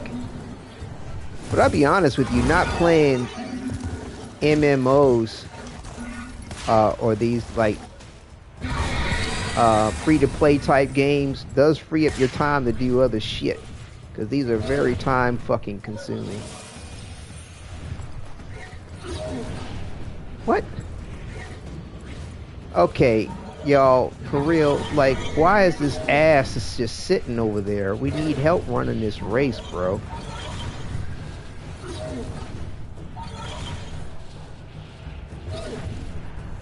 What the fuck are they doing over here? Motherfucker, you goddamn fishing? You fishing in this fucking thing? What the fuck? Ah, I can't stand when you got, yo, that's some asshole shit right there, man. That's some real fucking asshole shit. You're gonna fucking goddamn fish in the goddamn ass. I mean, really. I know about the insane time consumption, rolling on the floor, laughing, rolling on the floor, laughing, rolling on the floor, laughing. Yeah, it is. It is. It is. And then you get fucking shitheads like this fucking... Why, goddammit? Gotta grind to unlock the inventory slots, etc. Yeah, it's not as bad as like I said, the first Descendant.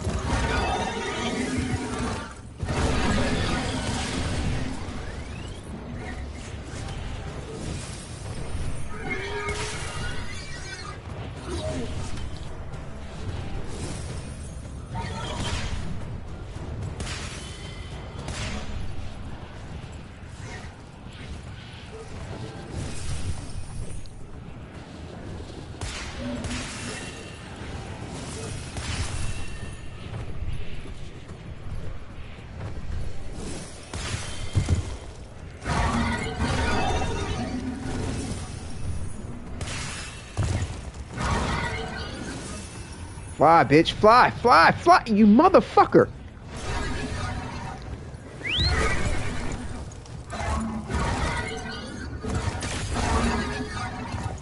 Man, fuck. There's 6 more gates. Where the fuck are the gates? Where's the fucking gate? Oh my god, dude. This is bugging me out.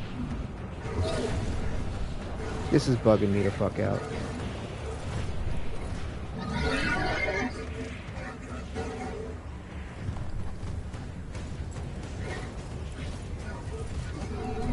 Fucking assholes. God, man. Pub fucking assholes. Fucking assholes, man.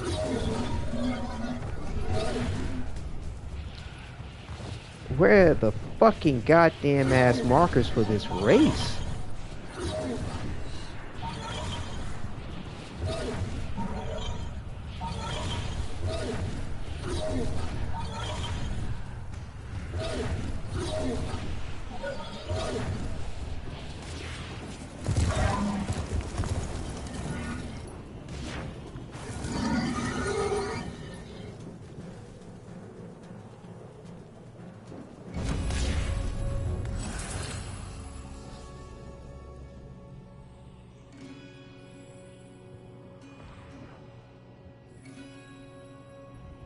Bombestein thought his self-doubt was his alone. If only he had known how many others suffer too.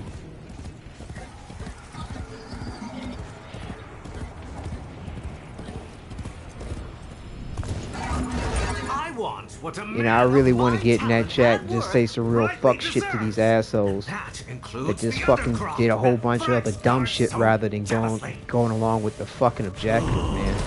Cunt shit, man. Fucking cunt shit. This fucking takes way too fucking long to get I mean, it's just you get some fucking Pathos clamps. That's the only fucking purpose of this horse shit. And you got these fucktards doing all kinds of other fucking ignorant shit in the fucking game, man. Like, nobody got time for that shit.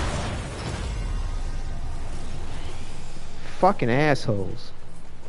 I mean, normally I don't run across assholes like that. I mean, be honest with you, most the Warframe community and from my experience overall through the motherfuckers fishing. fuck yeah, fucking fishing. Like motherfucker, fuck you, man. Like get the fuck Secrets on. lie buried deep Because you within can the go Undercroft. into another mode Paradox of this provides the Duviri means shit to extract and them. have the whole You open world must open to protect the yourself. You can do it solo. You can do it with other people, but it's Rolling on the floor laughing. in that other mode is where you can fucking fish to your heart's fucking content. I mean, literally all Extractor charge fucking day. expended.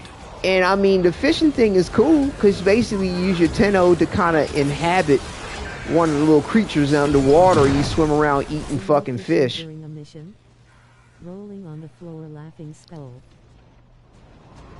Yeah, I mean, with this here, with Warframe, you don't really have to grind to open up inventory slots, but you do get them. I mean, in a way you can. You get them through, you know, doing your master rank type stuff, similar to the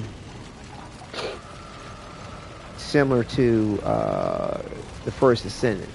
And so now we got some fuck that either got disconnected or decided to leave. I mean, really, man. This shit ain't even that goddamn complicated, nor does it have to take this fucking long. It really, really, really fucking doesn't. It really fucking doesn't.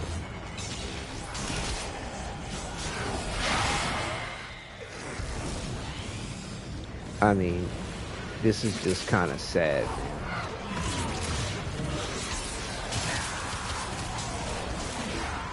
And I mean, you know, the shit can actually be accomplished solo. It just takes longer.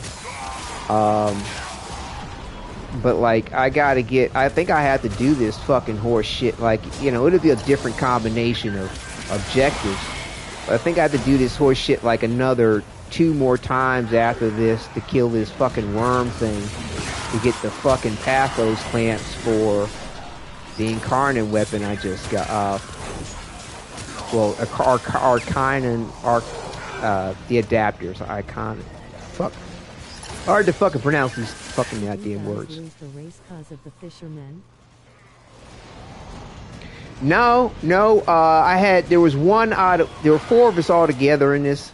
So, there was one other player besides myself trying to get through the race, and they were able to do it.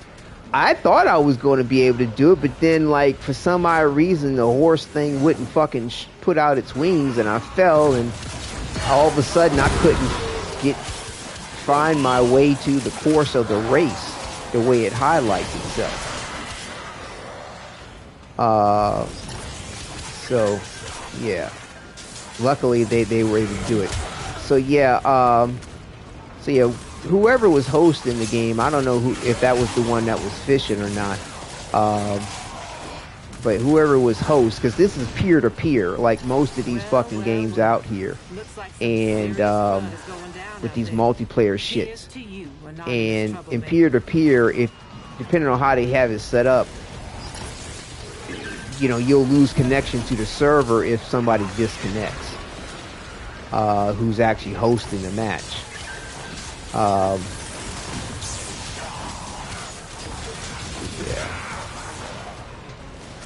But I'll be honest with you, surprisingly, Warframe has done a pretty good job with making sure that,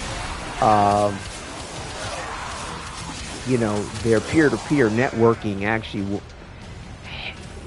chooses someone with a good connection pretty well and maintains a rather decent stability, all things considered.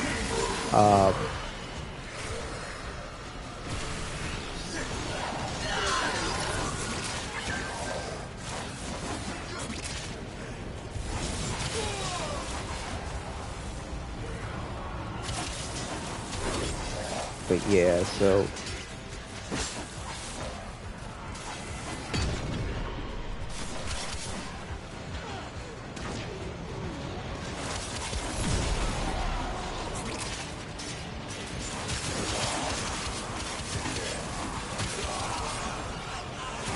it's just slicing and dicing time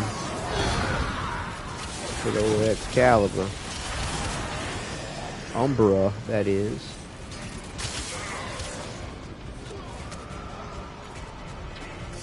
Water Serpent was telling me in League of Legends the matchmaker puts you with players you would need to build a group team. Yeah, with this it's not quite as critical, depending on what you're doing. More often than not, you can generally get by fairly well in pub groups.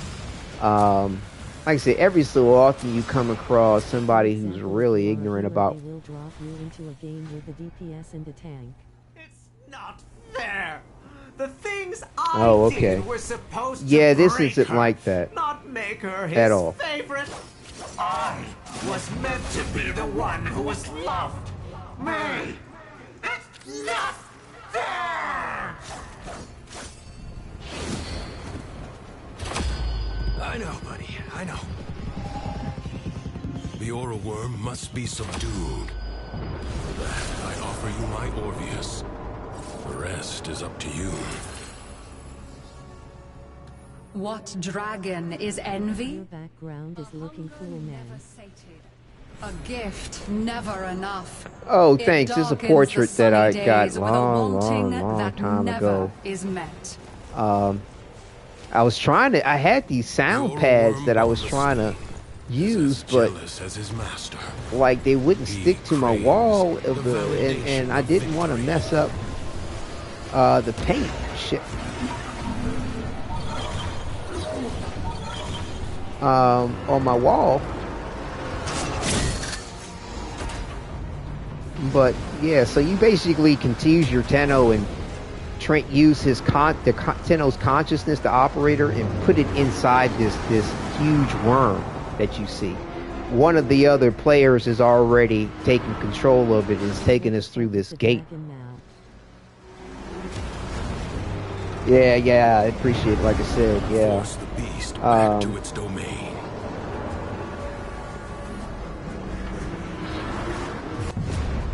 Okay, so now I get to finally fight this damn worm thing that we've been trying to do. An enemy that cannot retreat is the most dangerous, for they have nothing left to lose.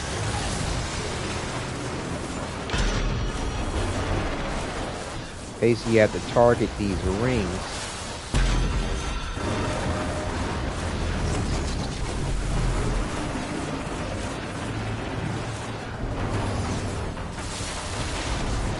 I know I gotta be hitting that motherfucker, man. I think I turned the damage numbers off. A Tenno Archgun has LFG, fire, fire, fire. must feel the situation is truly desperate. Don't you dare deny me this! What the fuck?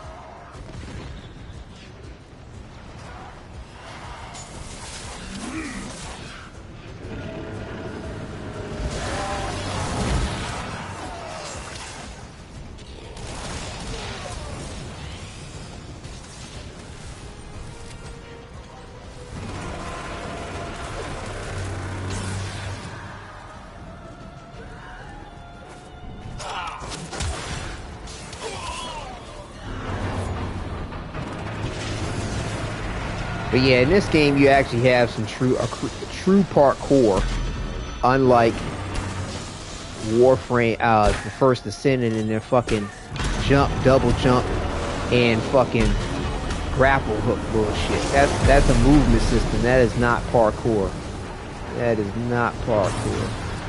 I'll devour everything that makes you you. Look at the beautiful wormholes. How loyal they are. Find a way to stop its spawn.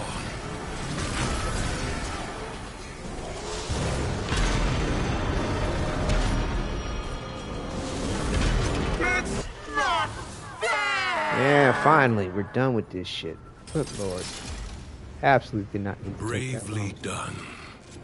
For this one night at least, Duviri is calm. I feel nothing. Yes, the movement in this game looks crazy. Yeah, whole different bag. And I mean, they make sure you learn how to at least get the basics on the movement system. Because like in the first Ascendant, you have to have these mastery rank. Movement assist in TFD gives me rage fits. That's why the movement in this game stood out to me. Yeah. I mean, it can be a little frustrating at first to a slight degree until you get used to it, but they have training courses and various different places to practice, and because it's, you know, a constant thing in the game, you know, you do get used to it. I don't need to stay here, these assholes.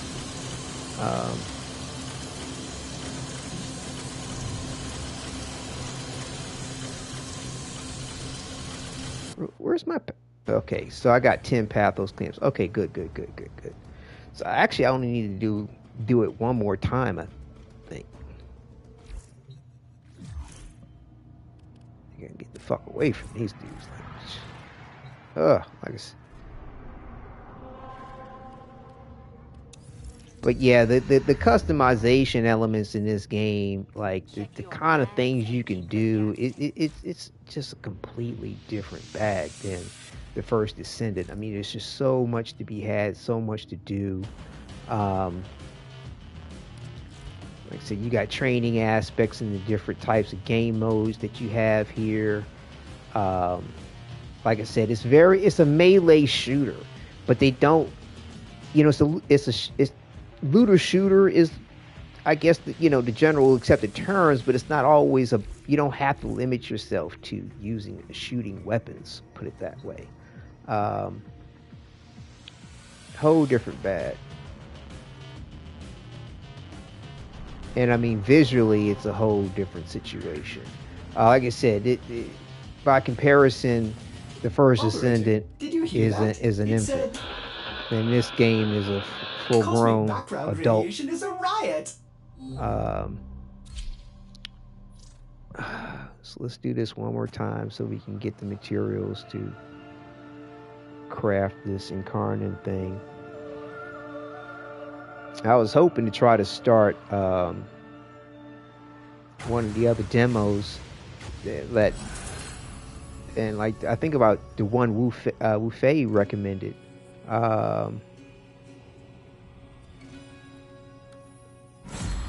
Was it called Kazan or something like that? I never played many MMO on console, but I spent lots of time rocking mobile games like Skullgirls, Pokemon Go, and Vainglory. Oh, okay, cool.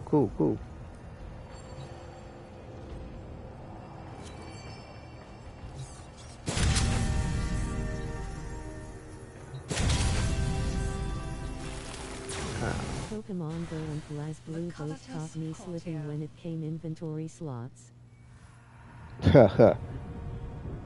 Yeah. That's where it gets ugly. To me, Warframe was. I don't remember Warframe having an issue when it came to Warframe with inventory slots. You may have to get one from time to time or something like that, but nothing like what I dealt with when it came to. Where's the objective?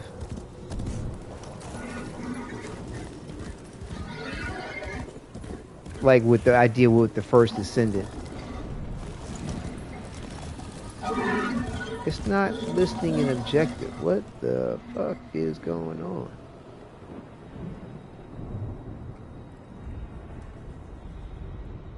Pourquoi?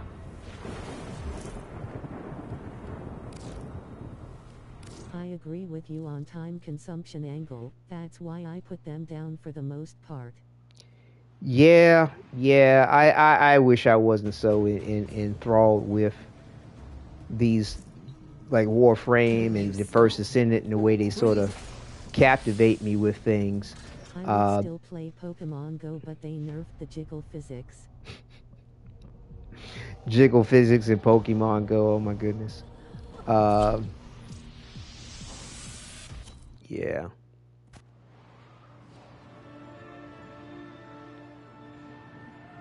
Rolling Yeah. on the floor, laughing, rolling on the floor, laughing, rolling on the floor, laughing.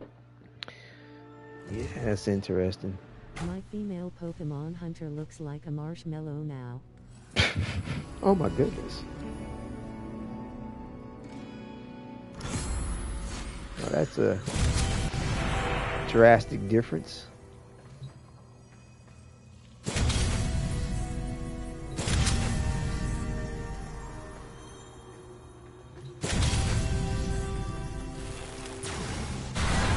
The covetous courtier.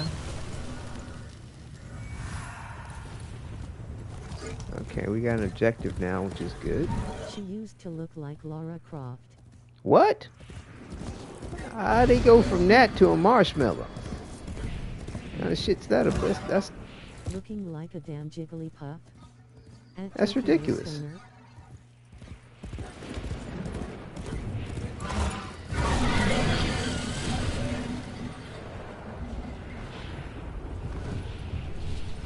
I do not know why they want to have to make these damn entrances all complicated.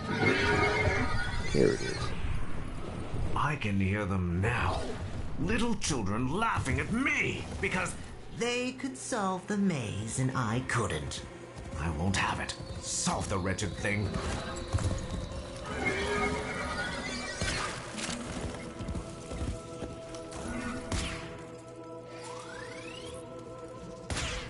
Why is it gray? Is this a shadowing?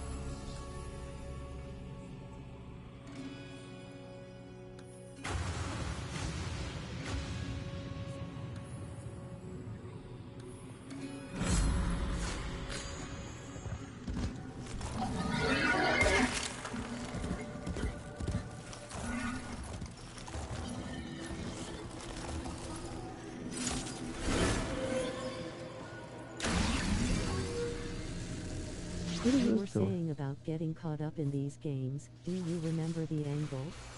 It sounded quite interesting.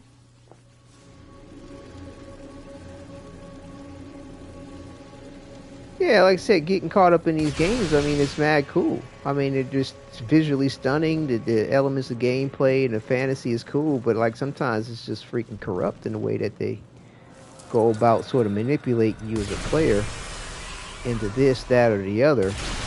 And the way that a lot of times they're not very, seems like they're not very confident in their product to just have you go through the kind of horse shit that you oftentimes go through.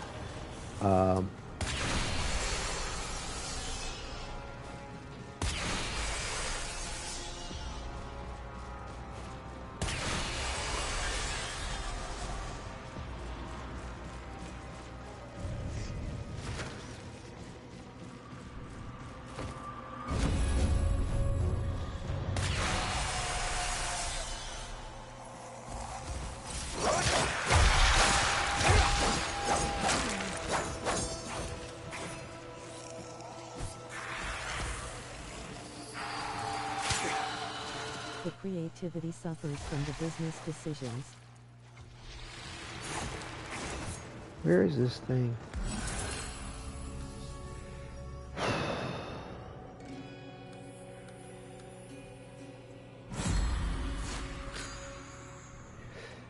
I don't know necessarily. I mean, if it suffers from the business decisions, I guess so. But like, I almost feel like just their mentality about this shit. Like I said, Exactly, Mad Willie, Jigglypuff's loudly crying face, loudly crying face, loudly crying face. Oh my goodness. What the fuck is going on?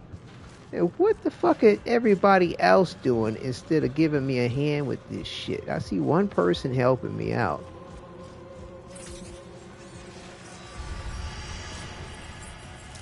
Where the fuck is this thing located?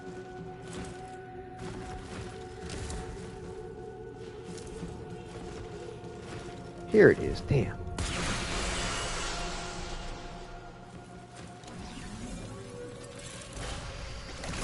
I put up with lots of bullshit in that game, but the marshmallow booty was the final straw. Instant Augustine uninstall. was never satisfied. He wanted more, for all that others had was an affront to his being.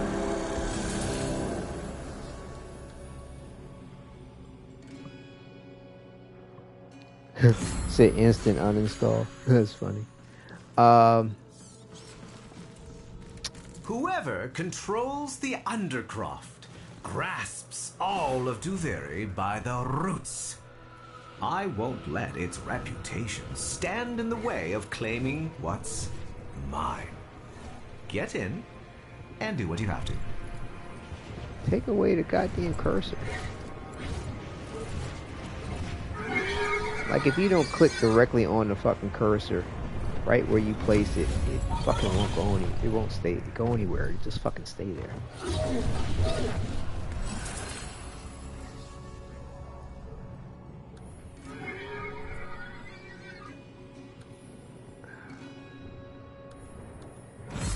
But yeah, I really, it's like part of my deterrence from like the first Ascendant lately is just, like I said, the kind of money that I get tempted to want to spend in the fucking game.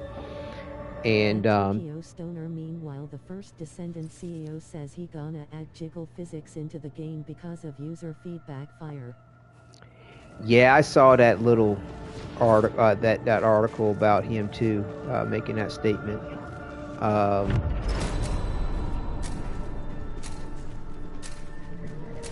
Said, like, I think he also said something like, well, people get used to the idea of a character that's scantily clad or just has less clothing on.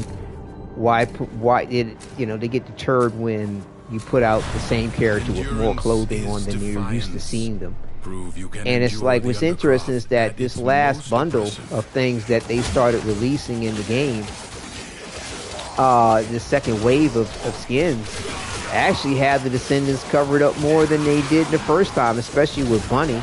And she's everybody's favorite, but really it's like her first ultimate default skin showed the most on her.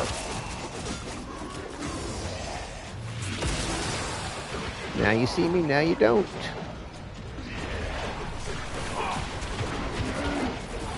But this particular character I'm using here is called the Stalker. He was actually a non-playable character for the longest time, and would actually hunt other Warframes down and fucking kill you.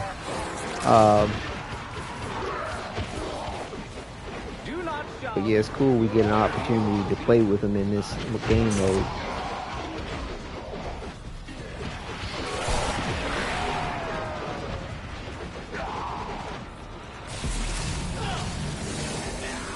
What you are saying about the mentality of the game designers, there is a movement to extract maximum amounts of money out of the play.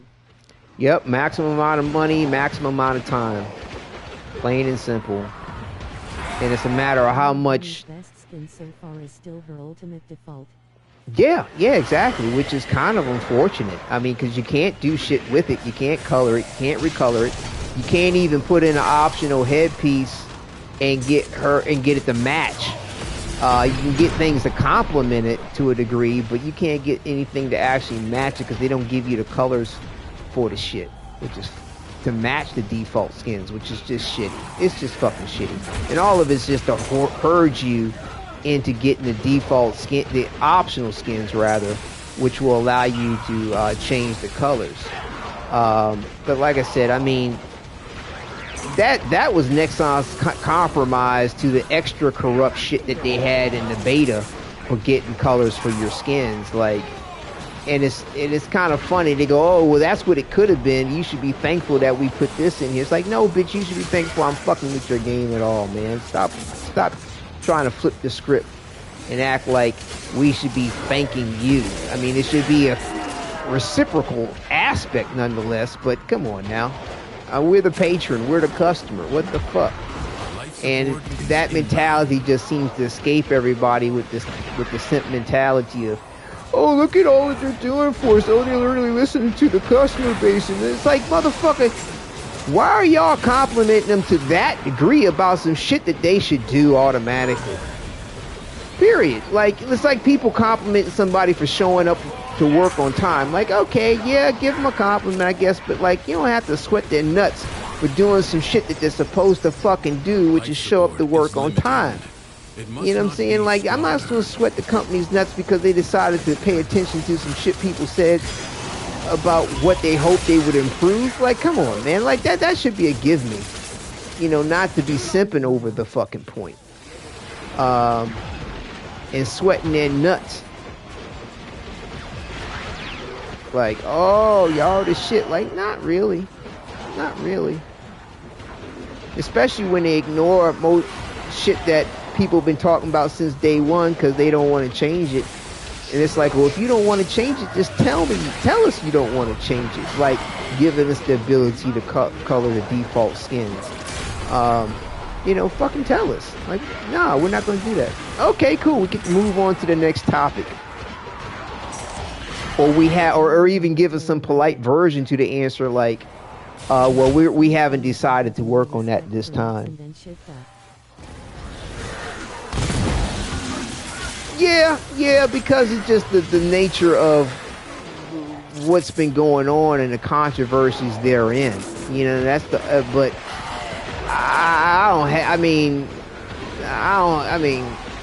I think if Nexon was in the same position that Shift Up put themselves in, they probably wouldn't handle it much differently. You know what I'm saying? If Nexon was in a similar situation, or put themselves rather in a similar situation, I don't think that they would handle it much differently. I mean, you can say the Stockholm Syndrome. I mean, it's almost the accepted mentality half the fucking time. You know what I mean? Basically, in today's climate of things, it's some weird. Don't give them bad criticism if they're trying. It's that gold star mentality, you know. If you do well, you get a gold star. If you just try, you get a gold star. You know, you're not doing anything wrong necessarily, you get a gold star. And it's like, well, how about doing shit right and you get a gold star? And I feel like they're trying to make this shit take longer. Like I thought these little fucking missions went faster. Only ever of himself.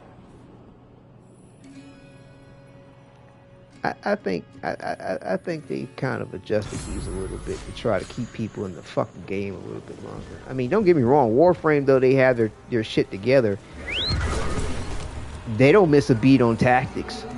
That's for damn sight. Now they've learned a lot of respect for their implementation of the tactics in their client base. The spirits of the greedy dead rise, they don't wanting miss a me beat. to return what is obviously mine. Well, I am keeping it all. You banish them. But no matter what form of transportation you use, you move through this Warframe like son of a bitch.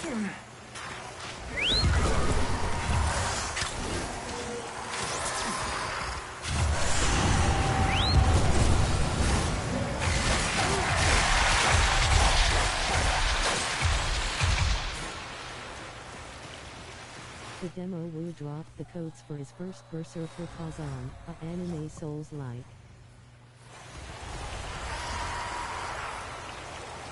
Yeah, I'm gonna try out that as well. I don't know if I'm gonna have time today to do it. Such a rough time getting set up at night, I might just leave it rolling on the floor laughing. Yeah, I feel you. Yeah.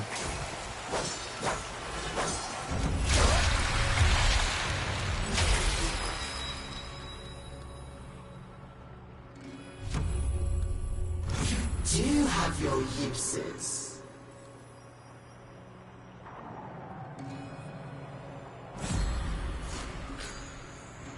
With each new conquest, never once did he think, surely that is enough. Surely now I can stop.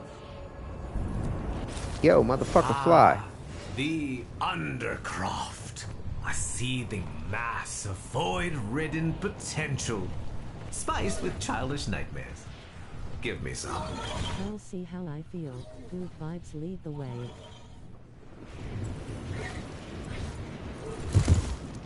Yeah, well, no doubt. Like I said, it's going on 12 o'clock my time. I gotta make sure that I'm finished everything and ready to pick up my son by at least. Well, I need to finish with the gaming basically, at least by. They had this fuck. They ain't fixed this shit yet. Sometimes when you go from one portal to the other, you fucking just locked into this melee fucking repetitive action. And Warframe's always had little bugs from one extent to another. I don't think Warframe's ever been bug free. It's just a matter of how much issue the bugs cause you. Souls-like games. Right on. I mean, the Kazan look cool, you know. Just play the real thing. Right on. Yeah, Kazan look cool. I figured I'd check it out, you know, because Wu recommended it, and it's like, it seemed decent enough. Hopefully it's not going to take forever to deal with. I mean, I could always stop playing it if I don't like it, but I like to kind of complete what I finish if I start the demo.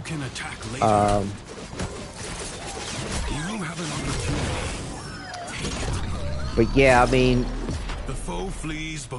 I don't have a lot of experience with the whole Souls-like thing, and I mean, but from what I saw with the Kazan thing, it looked cool. You seem to have a good degree of more mobility than some of the other Souls-like games I've seen, or options maybe, besides just roll and attack, from some of the gameplay that I saw. But yeah, there's a whole host of little games that I saw that were, you know, had some demos. I was like, oh shit, these are worth checking out. So I don't know. I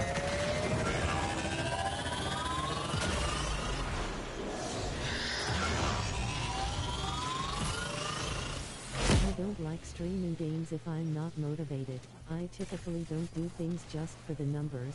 It always for the love heart with ribbon sparkling heart. Right on. I agree with you 100%. I mean, something is shielding it from harm. Something I'm like. Find out what. Sometimes I venture outside the box to see what's up with what may be new, and to see if, well, maybe this version of this type of game I'll do well at, you know, or maybe it's something that, you know, I will gravitate to, even though I didn't with some of the other types of games, like what, you know, XYZ, like Kazan, for example. Like, you know, typically I don't go after Souls-like games, but at the same time it look cool and it's a demo. You know, games like Wukong and, you know, Warhammer 40,000, like Space Marine 2. Like, I've messed with games like those before, but, like, you know, I wanted to enjoy what they seemed to be about, even though I was kind of hesitant at first, like, this looks like something I probably enjoy watching more so than doing myself, but I want to enjoy what everybody else is enjoying. I want to see what my take on it will be.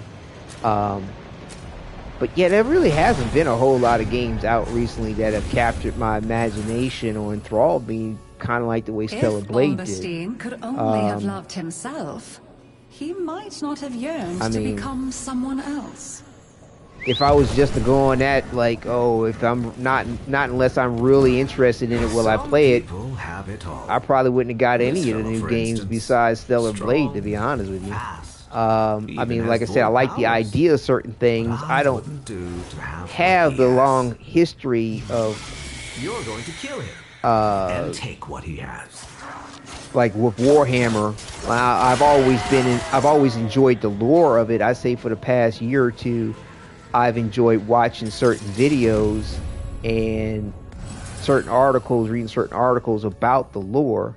But like, you know, I don't have the history of it like with certain other fans may have. Enough so that I would want to watch it. But the thing is, with them coming out with this version that for the PS5, I was like, oh wow, cool. It's not first person or anything like that. Maybe this is an opportunity for me to really enjoy the lore in game and experience the gameplay of it.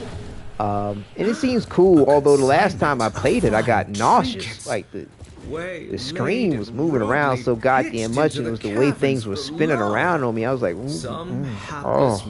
So hopefully the next time when I go to play it, I won't feel nauseous. If you please. You know, Wukong was enjoyable, but Wukong, man, I mean, it is, you know, with no difficulty levels and the fact that you don't have a fucking map, like, it's not easy. It definitely is demanding of the player. What the fuck? Did you forget, kiddo?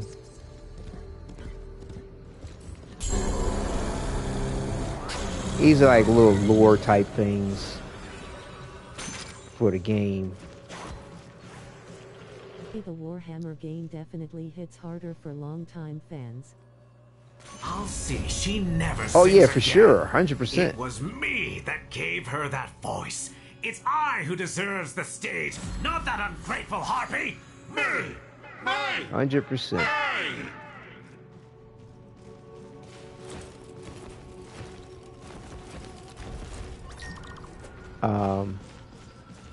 Yeah, I wish, man, some of these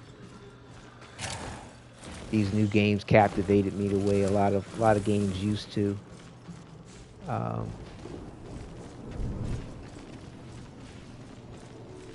I mean, like, but yeah, it's gaming in general has just become far more corporate, far more into the nature of the corporate greed than it ever used to be. I would have enjoyed to see the God mode Wukong glitch, but they have patched it out already. Smiling face with tear, loudly crying face. Right. Days with a I get you. wanting that never is met. The oral worm I mean, I do enjoy the combat of naturally trying to fight the game. I mean, like, if I don't have time to play a game, but I still want to enjoy it, then that's when, to me, I think codes are fun to use. You wish you were this fast. The oral worm cannot be subdued out in the open. Use the Orvius and find a way to force it back to its lair.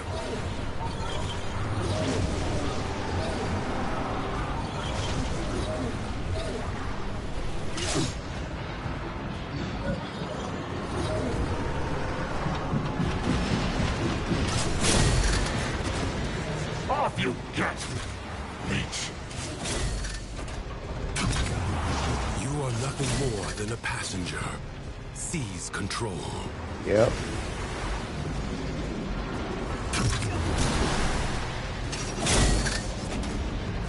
I think somebody got it here. Okay.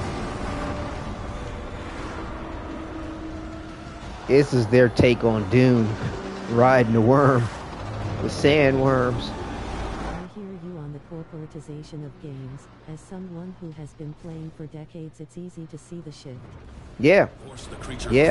And I mean, like with that, yeah, it's highly gross. Yeah, I mean, like with that that other game, what is it called? Off the Grid that I put up in the chat group. Like that one, like I had no idea they were taking shit that far, bro. Like to basically loot that you get in the game is an NFT that you essentially own through the game, as long as the game is active, rather. Similar to buying a digital version of anything. Like, you own it as long as it's digitally active, or you have digital access to it. And so your loot in the game, you actually own it in a way that you can trade it within the market space that the game has provided, the developers have provided. But it's on a different level than like with Warframe. Like with Warframe, sure, yeah, you have the item, and yes, you can trade it, but like it's not considered a cryptocurrency. Right now, there is the in-game currency for Off the Grid is considered a e-currency. And the items that you get from the game are what you trade for that e-currency. And there's a there's limited there's a set amount of these types of things that are even active within the community or world, so to speak, that could even be traded. So it's interesting the degree that they're taking it, and I know it's going to, I mean, if they don't instill certain things, it's going to be absolute greed when it comes to the way people are going to handle the circumstance, because that's a very perverse aspect of human nature that's hard to escape. And find a way to stop its spawn. So yeah, it'll be interesting. Warframe, has a good system in place with sort of checking the elements of price gouging and monopolies to a degree. Slipped under my radar. I was following crypto gaming for a minute, but they all looked like shit. Off the grid looks crap. Yeah. Off the grid. Hey, what's up, Matt? Will? Yeah, off the grid is what's up as far as the way it looks and how enticing it looks. But yeah, I mean, the aspects of. I had no idea off the grid was using NFT. That's wild. Yeah, bro. Yeah, and I mean, so depending on how people might want to go, it's going to be interesting, and I mean, it'd be interesting to see what people invest, so to speak, in the game, hoping for its longevity or the monopoly or over various different aspects. It'll be interesting.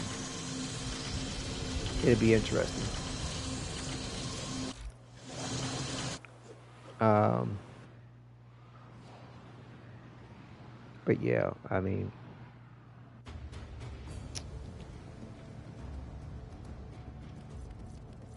Pathos claims cool. So we should have enough to do what we want to do now. All right. I think we do anyway. So yeah, that's another game I want to check out. I've got everything downloaded on the system. Like, I think it's like 5 games, a demo, and the Apex shit. Not Apex, but Off the Grid. I've kind of added way too much on the plate. And fucking the Warframe 1999 demo is going to be coming live in game with Warframe tomorrow. It's a lot. I mean, which is cool for its content to create, but as far as just balancing the time and scheduling it all out, just certain things are going to have to wait.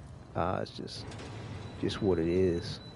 Oh, I watch you on the scope sometimes, So feeling creative? Hey, motherfucker, you sound like a pervert watching me in the scope. Mind your business, bro. I hear you about sleeping on souls likes Willy. It seems like the entire action RPG genre has been replaced with an endless conveyor belt of... Yeah. Yep. And it's what everybody is proud to announce in the way of its development. Oh, it's Souls-like. And to me, I think a lot of this has come in, this mentality has come in this vacuum of the PC era and the don't spank your children and everybody gets a gold star. And, Here's where it gets interesting. Type of thing. Where a true challenge doesn't kind of exist. Yeah, it is the buzzword. But the thing is like this element of not being as capable as your enemy, or not being capable in a lot of ways to deal with your enemy in this Souls-like manner, to me has come through out of this vacuum of the gold star standard. Everybody's wins at the end of the day, the PC correct situation, the lack of an actual criticism that is on point about one's behavior or ability to accomplish something, as well as a true challenge based on your capabilities versus being rewarded all the time. Because I think within our privileged society and way of things, people don't really understand the nature of what a challenge truly is, and that's being capable and then using your skills, strategies, tactics, your training, your due diligence to overcome a situation versus going, oh, hey, let me tie my arm behind my fucking back and chop off a leg and let's go into a combative situation with no armor. Oh, I'm OP. Oh, I'm fucking dealing with a challenge being fucking handicapped, which is technically being on the floor laughing, rolling on the floor laughing. It's also to being less than capable than your environment. And it's like everything in that's not a fucking challenge. And like I said, I've been fortunate enough and unfortunate enough to be capable of my life, and then also to deal with an element of a handicap. I dealt with chronic pain for 15 years because of adrenal fatigue syndrome, and maybe getting 2.5 hours of sleep, nerve fucking pain, and joint pain, and fucking stomach cramps and pain because I couldn't eat quite right. It's mad crazy what your cortisol levels can affecting your body. And so I dealt with that for like almost 15 years until and minus the time, of course, of gradually getting better with a good endocrinologist in therapy. But so I know what it's like to be capable. I was third in my battery when I was in the military. Third out of 200 fucking soldiers. You know what I'm saying? I used to run track, short distance. Used to get first place in a lot of type of shits. I mean, I've been in, I've been in a lot of physical situations and mental situations. Private school, went to college when I was 16. I've had situations in my life where I had to overcome a challenge being capable. And then dealing with the chronic pain, I dealt with the challenge of not being capable, trying to get through my fucking day, being depressed and things like that, and just the pain of trying to find a way through it, and overcome that type of being challenged, not physically challenged, not and mentally, and so yeah, it's a whole. What am I trying to do? It's a whole different bag. I want to go over here. Then I keep pressing the wrong button. Then what? Like I said, video games used to do versus what they do now. It's just the nature of the challenge is just jacked the fuck up. I mean, they never even used to use the terminology handicap in a fucking video game. Ever. I mean, it'd be like insulting in a way, And it's not to diminish the challenge that people overcome being handicapped, physical, mental, both, you name it. No. It's just to clarify the difference of when you see a mountain climber scale a fucking mountain with no ropes, but he's scaling a mountain that's not on fire. He's scaling a mountain that's not in the middle of an avalanche. You see what I'm saying? I mean, games will go, oh, okay, yeah, you want to be a free-form rock climber with no cables and shit like that? You thinking, yeah, that's the challenge, yeah, it's a rock climbing simulator. And they go, no. If you want the best loot in the game, you got to climb the mountain with it on fire. Because it's a fucking volcano now. Or no, you got to climb the mountain while it's in the midst of an avalanche. You ain't going, what the fuck? And I ain't even got no rock climbing gear. Wait a minute, avalanche? Isn't that cold shit? Wait a minute, I don't even have fucking a parka on. Matter of fact, my character doesn't even have real parkour skills to deal with the mountain climbing. Oh, wait a minute, at least I can't find what I'm looking for. So it's LSG at Wadidja, fire. Man, I tell you, but yeah, that's the nature of a challenge in today's games, man. And it's just, why? So these is the forms of the that we have to overcome. Actually, let me put this on a different build, because tomorrow when story sounds like a superhero origin story every time I hear it. High voltage. That sounds oddly similar to the TFD invasion challenges, lol. Yeah. I mean, that's the first Descendant, period. The first Descendant, period. they can't get over themselves with the horse shit. Different. Now, grant you, they are creative in a way with the different horseshit versions of handicap that they give a player. Like, I don't think I've seen a game that has so many different versions of ways an enemy can fucking be invulnerable. How many different fucking ways an enemy can fucking just one-shot your ass? I mean, you know what I'm saying? How many different types of phases of invulnerability? Like, it's just like, get the fuck over it. Like, are you fucking kidding me? Like, this is the only way you can fucking give me. Yeah, this is the weapon for the Warframe 1999 shit. This AK-52. So let's go ahead and put this Prisma Skana. We're gonna evolve on him, because see, tomorrow. Devil May Cry as a reference point. It would always feel challenging. No matter how powerful you became, the game would always rise. Exactly. I fucked with the first Devil May Cry, and I think maybe the second one. To me, another further recent example would be Infamous.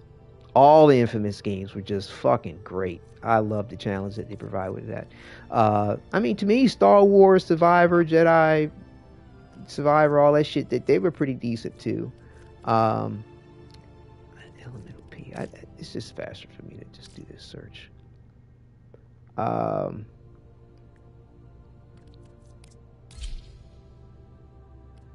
Yeah, there we go. This build is dookie. I need to work on it. But like I said, we'll probably do that tomorrow, because it's like almost 12:30 now. I need to kind of do my description and put a few timestamps in this video here. But yeah, this is this Proto Excalibur skin, which, you know, takes you back to Digital Extreme's first iteration of Warframe, which was called Dark Sector. But that's where you get the universe that Warframe 1999 is pulling off of, with this type of weapon here, and the Skana that's going to be used. Actually, with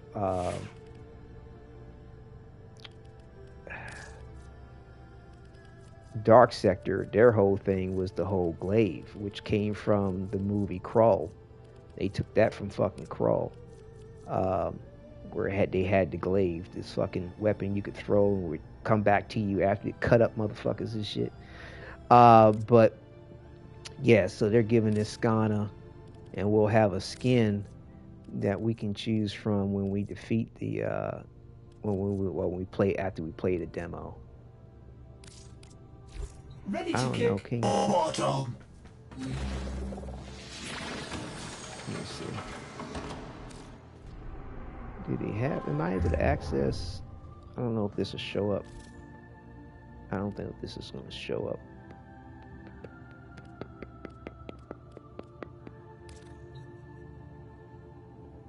Yeah, the broadcast doesn't show this, what I'm looking at right now. But anywho,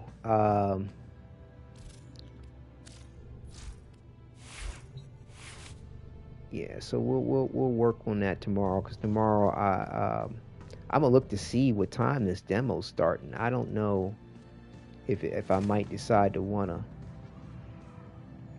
get up in the twilight hours, if it's going to be real early, and put out something with the content, because I'm definitely excited about it, but I don't know, with a lot of channels being what they are and people gravitating to them the way they do, like trying to see if I'm going to be one of the first people to broadcast some shit like this is kind of fruitless. But I mean, it you know, like I said, it'd be nice to see if it garners a little bit of extra attention, if I'm able to, you know, one of the few channels to produce the content. We'll see how it goes. But yeah, so what I'll do is leave it off here with this. see what kind of time I have, see if I might be able to start the Kazan demo. If I do, I'll put up a quick community bulletin on my channel to say I'm going to start it in the next 10-15 minutes or so. I probably will do that, to be honest with you. I think I can give it 2 hours roughly. I think this Kazan demo is fairly long, to be honest with you. I think it's like 4 or 6 hours maybe.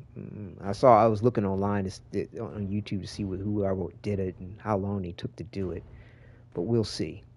But yeah, Warframe. 3,820 hours later. 159 days, 3 hours and 42 minutes, 29 seconds I spent playing this game. Guys. See y'all in the TG or on stream. All right, Matt Will. Thanks for stopping through, Matt Willie, Tokyo. Really do appreciate it. And I think somebody else stopped through earlier too. Yeah, Transporter. Appreciate you all stopping through and joining in the conversation and sharing your thoughts and prompting some good conversation. So, like I said, I'll be back soon. Thank you all again. Take care and enjoy. 3K hours. Let's go.